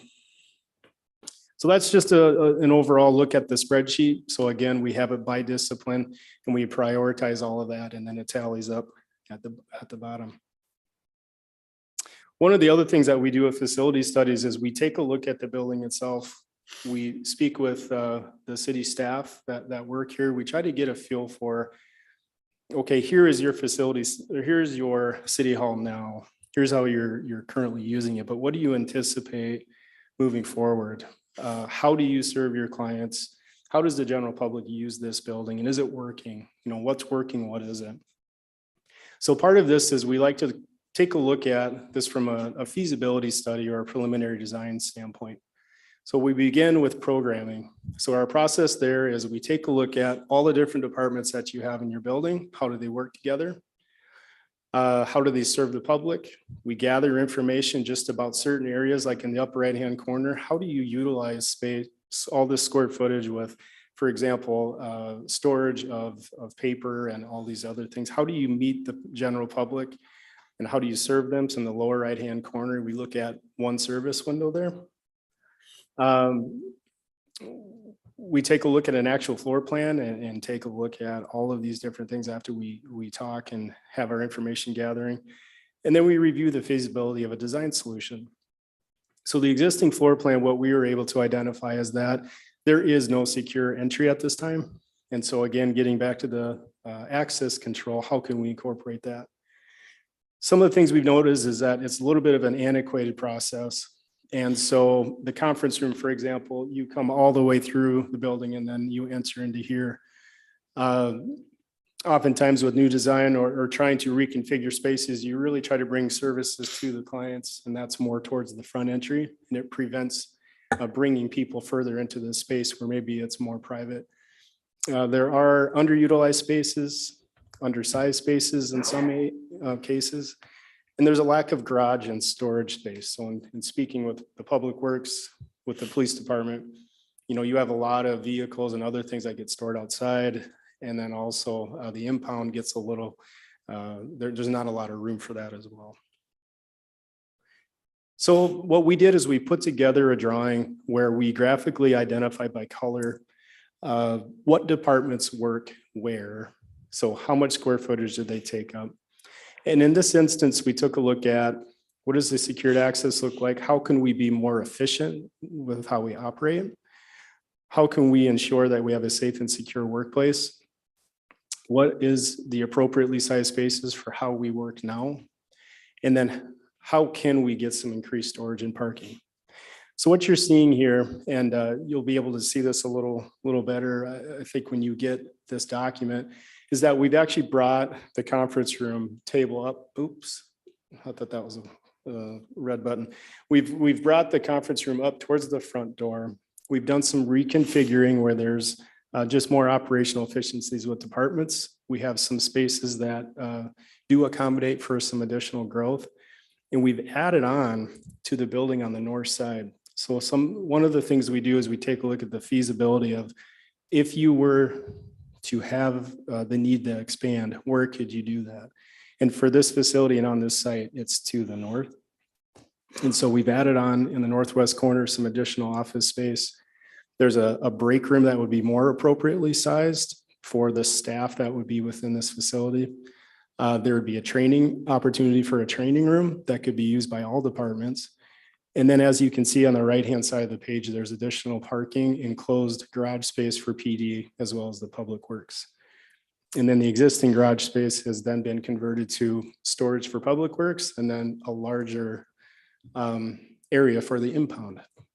And so this is a floor plan, again, that was as a result of meeting and working with city staff, taking a look at your facility that is, you know, how can you serve your client? How do you serve your clients now? And then how can you serve them much better in the future? So in summary, what our findings, the current state of the site is in good condition. There's typical maintenance for parking areas. Site drainage is performing well. There are areas where the exterior concrete sidewalks and patios are cracking. There is an opportunity to incorporate public parking area maintenance with upcoming resurfacing project for City Hall Street. The existing building findings. So current state of the building is in good condition. Numerous building elements and components are reaching their life expectancy within the next 5 to 10 years. The exterior envelope is in need of repair, and existing windows are the primary source of air and water infiltration. The original design of HVAC systems and controls do not offer opportunities for automation with controls and then energy efficiency. There is an opportunity to anticipate, plan, and execute proactive measures to ensure the longevity of this facility. Summarizing the building remodel and addition, taking a look at that, you could accommodate the anticipated growth of the city departments that serve the Nisswa community. There are opportunities to capitalize on underutilized space within the existing footprint. We can strategically locate public meeting spaces that provide a safe and secure working environment for city staff. And we provide amenities for current and future Nisswa staff that will retain current employees and recruit future hires. And then we found an opportunity to reconfigure departments and their staff in order to improve operational efficiency. So with that, I'll open it up for questions. It's again a broad kind of an overview of the process that we had. There is more detailed information, however, that we'll follow up with for your reference. Done? Bart? No, I'm good too. Okay, We'll wait for the details. great. Okay. Well, thank you very much for the Thank you. opportunity. Thanks, Mike. You bet.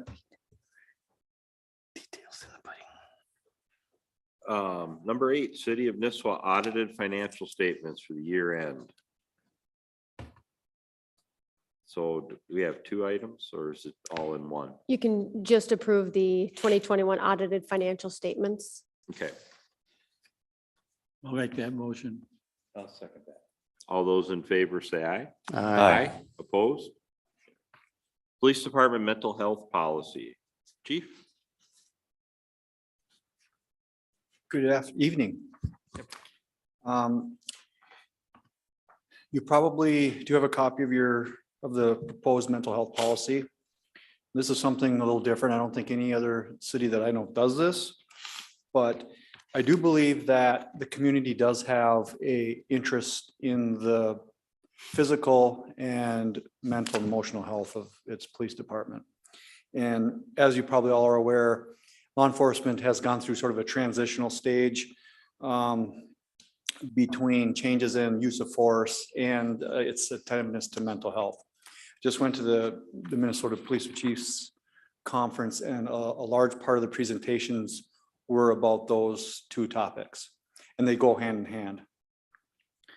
So the reason that I'm proposing this is because police officers do suffer at higher rates than the general public from depression, anxiety, suicidal tendencies, alcoholism, divorce, and almost anything bad you can think of. We're kind of leaders in that in a bad way.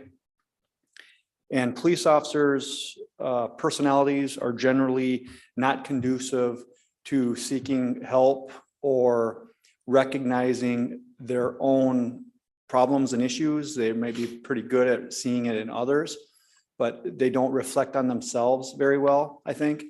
And as a result, they don't ask for or seek help.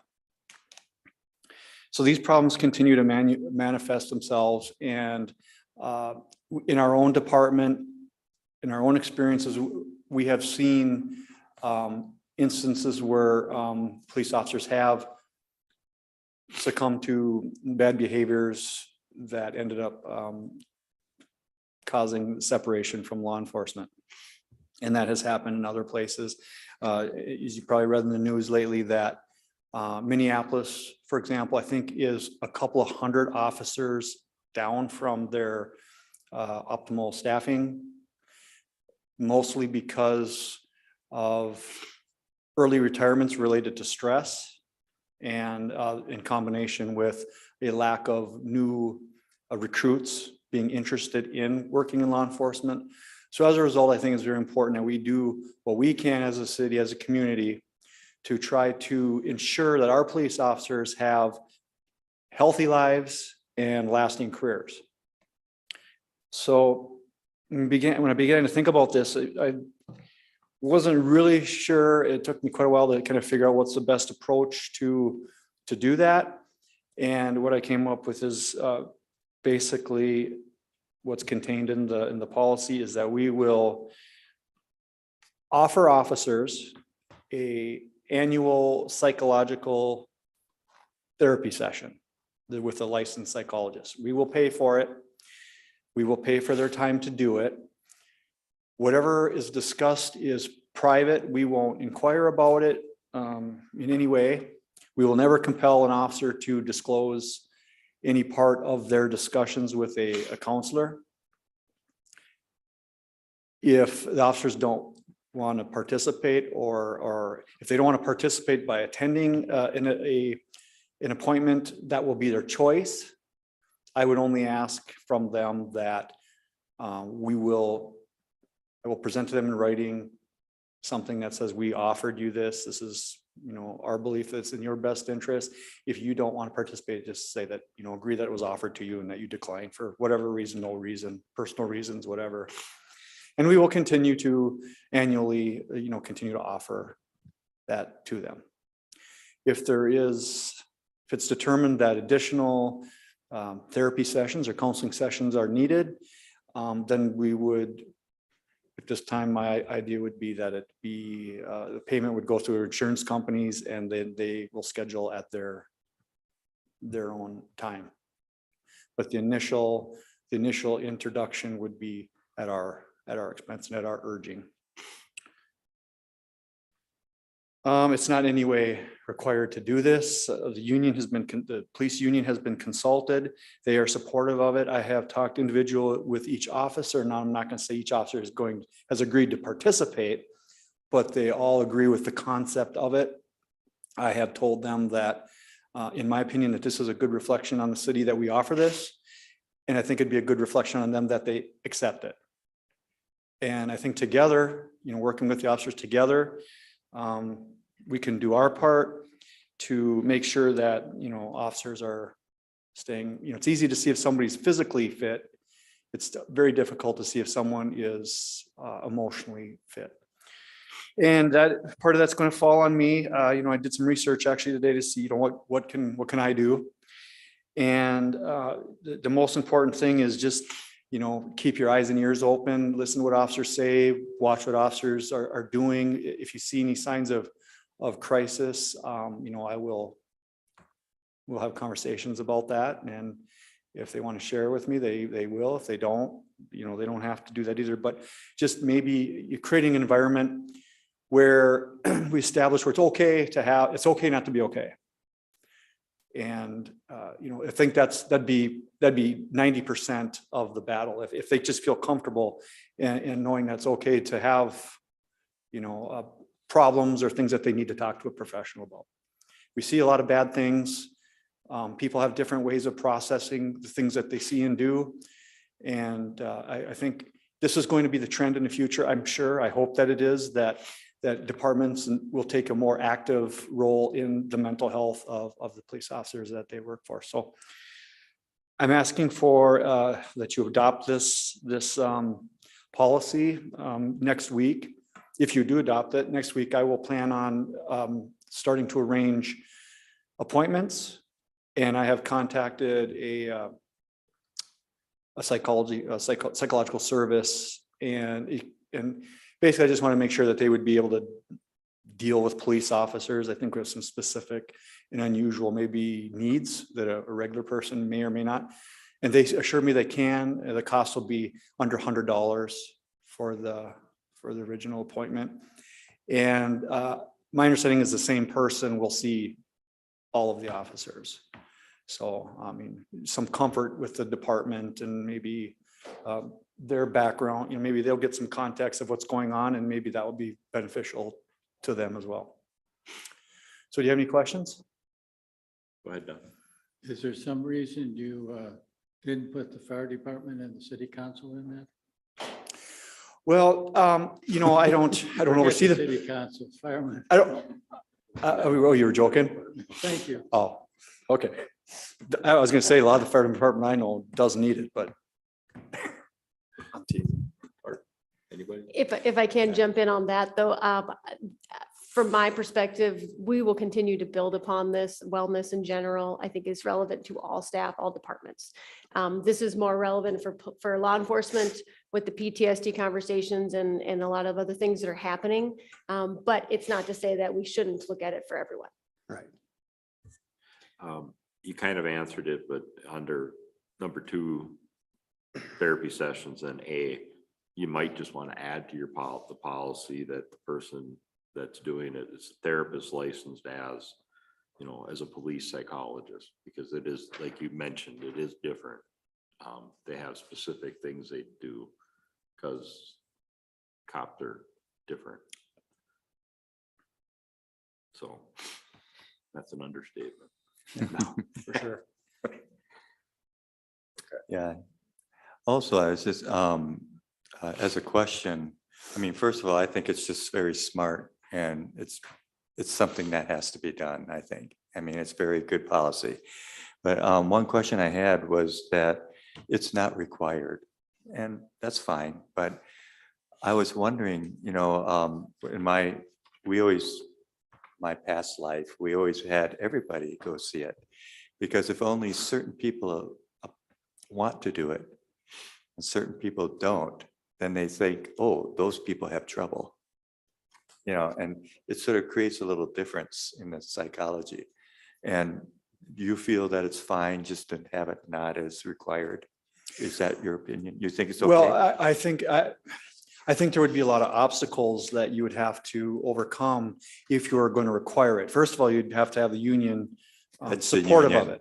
Okay, And I'm not suggesting that I'd have any way of knowing if the union would or would not support it. yeah, But my goal, at least to start, is that if we make it as easy yeah, as possible, I think then, you know, we want buy-in from the employees to do this, because I don't know that there would be a lot of benefit to forcing someone to go talk about their problems, because what do you think they're going to do? They're just going to shut down mhm, and not talk about their problems, and it's be just completely Mhm. useless. My hope is that, you know, that each person that attends maybe will reflect on themselves and come to their own conclusions as to what they might need, and then be proactive in you know, resolving any issues that they may have, whether it's alcohol use or whatever it might be. But I just wanted to make it as simple, as easy. And in doing the policy, then anybody who would be reluctant now has an excuse to do it. If they would be sort of embarrassed to do it on their own, now they can just say, well, chief is telling me I have to do it. And if that's what they feel they'd need to say to justify attending, that's Okay. fine. yeah, that's fine then. Mhm. Anything else? I'll entertain a motion. I'll make a motion to adopt the police department mental health policy as presented. I'll second that. Any further discussion? All those in favor say aye. Aye. Opposed? Carried. Thank you very much. Very proactive. Thank you.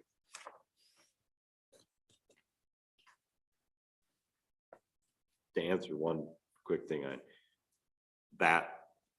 a mandatory thing has been abused in the past years. okay. I've had dealings with that. So unions are really, really wary of that one. Okay, So mhm, thank you. spirits, request for summer staff pay increase. Brian.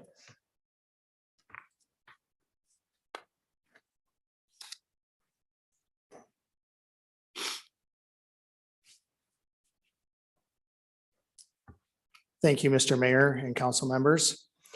For the last 3 years, we've adopted a summer pay to entice part-time employees to apply at Spirits and to basically keep the employees that we have, and it's been very beneficial.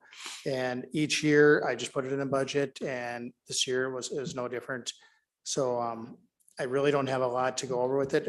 I'm asking that we follow what we've done in the past and approve $1.50 raise for summer pay. If there's any questions, I have some numbers here. If you're wondering, I did put in the financial cost to the city, and I'm willing to answer anything you have.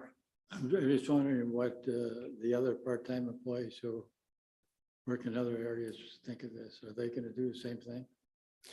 Well, one of the deals, I don't think we have a lot of part-time employees in the city of Nisswa. And at Spirits, we've tried to adopt a policy where we have limited full-time employees and rely heavily on part-time employees. Now, we could try to change that philosophy. The problem is, which would actually make my life a lot easier. The problem with that is we need lots of bodies for a short period of time in the summer. So we would not, if we had full-time employees, more of them like other departments have, it would cost the city more because we wouldn't have enough things for them to do in the off season. And we do need to remember that there is a difference on the Springstead study of a 17% difference for a part-time employee compared to a full-time employee that is doing the exact same job. And we've talked about narrowing that gap and closing it down to maybe like a 7%.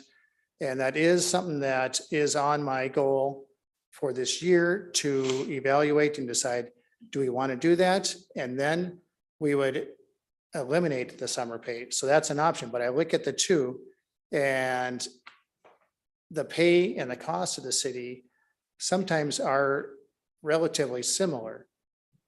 So I mean, if we wanted to go that route, we could, but I don't really see the difference to the city if we do the summer pay or if we adopt the, if we eliminate part of the difference between the full-time and the part-time difference on that. Because that, I mean, to be totally honest, that is our plan B to eventually go to that route and eliminate the summer pay, but we're not there yet.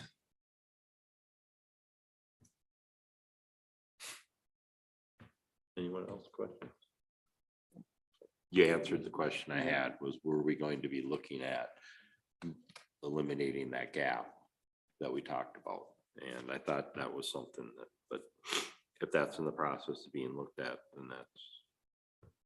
One of the reasons why we haven't done that is because we want to make sure that that is just part of the equation. We want to have a more structured pay scale for the employees at Spirits, where if a person is a key holder, they're at this step, or if they're other criterias in there, this will put them at this step. In the past, it's been a little loose on those items, so we want to get a little more structure on it. So that is probably one of the main reasons why we have not closed that gap, because we want to put and bundle both of those together and then present it to the council and have that for the policy. So in the meantime, this, we wanted to keep with what we've been doing in the past with the summer pay. Okay. To me, I'll move that we approve the summer pay differential. No second. Discussion? All those in favor say aye. Aye. Opposed? Thank you.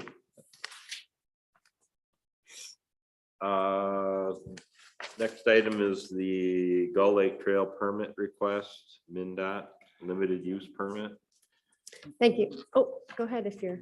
Mr. Mayor, I'll move that we approve the limited use permit from Mndot for the Gull Lake Trail as presented. I'll second. Discussion? All those in favor? Aye. Opposed? Okay.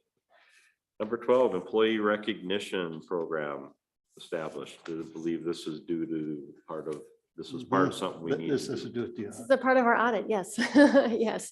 One of the Minnesota legal compliance findings. So we need to officially have an employee recognition plan policy approved by the council.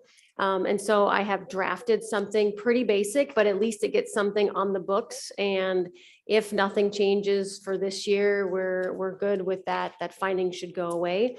It incorporates what we're doing currently, which is, celebrating birthdays and work anniversaries for staff. Incorporated an element for, annual get together, and tried to also outline recognition for milestones. The IRS actually defines those increments when you can recognize staff milestones without that recognition becoming taxable income. So it's a bit of an interesting, thing to put together. But my hope is that this plan will continue to be part of the conversation around our strategic plan with employee retention engagement. That ties into the employee survey that was conducted. And so this, my mind may evolve and change as we determine what those priorities are for staff. And maybe this builds out a little bit, maybe it doesn't, but that's certainly, an opportunity for discussion over the next handful of months as we go through our strategic plan and our budget process. But for now, I wanted to get something officially adopted by the council, and then we'll just go from there wherever it goes. Any questions? I love this idea. I'm really glad that you're doing this. So it's a great thing to do. So if there's no discussion, Make a motion. I'll make the motion that we approve the new policy to establish an employee recognition plan as presented. I'll second. Although further discussion, all those in favor say aye. Aye. Opposed? Resolution supporting statewide policies and resources for public safety, mental, physical injury education. This one, I'm not sure. I just realized a few minutes ago that my memo and some supporting materials aren't in my packet. So I don't know if you saw my cover memo, but what this is similar to a couple months ago when the council approved the resolution for the housing legislation that was going through the state to say we want to maintain local control and some of those zoning elements. This is very similar to that as well, but it's supporting statewide policies for mental safety, public safety, mental health, and physical injury education, prevention, and treatment. A lot of the conversation at the statewide level is surrounding what also can the local law enforcement agencies, public safety officials do to complement any statewide regulations that may come into place. So tonight is a great example of our mental health policy that you approved for our police department is a great step to say, we are doing what we can at the local level. We need more resources at the state level. And this is just showing support for continuing to pursue those conversations to provide those resources for our public safety officials. And I can make sure that you have, I had a couple of articles and things for you just as reference. So I'll make sure you get that, but that's in a nutshell what this is. Questions, Don? I have a question on the back of the page. The first bullet point, Yep. this applies to dependents of those killed in Minnesota. That could be a huge number of people. Well, fortunately, it's not a huge number, but it's still a number. Yeah, because when it's like a soldier or anything else, it's a huge blow to that family. And small departments especially don't have, like larger departments have funds for those kinds of things. Sometimes a lot of smaller, more rural departments do not. Yeah, we're just concerned that it's spread over too big a group. But Well, hopefully not, but yeah. So am I reading this right, that the state would reimburse a lot of this program as well? There is a current mechanism that the state does have funds set aside to reimburse cities in part.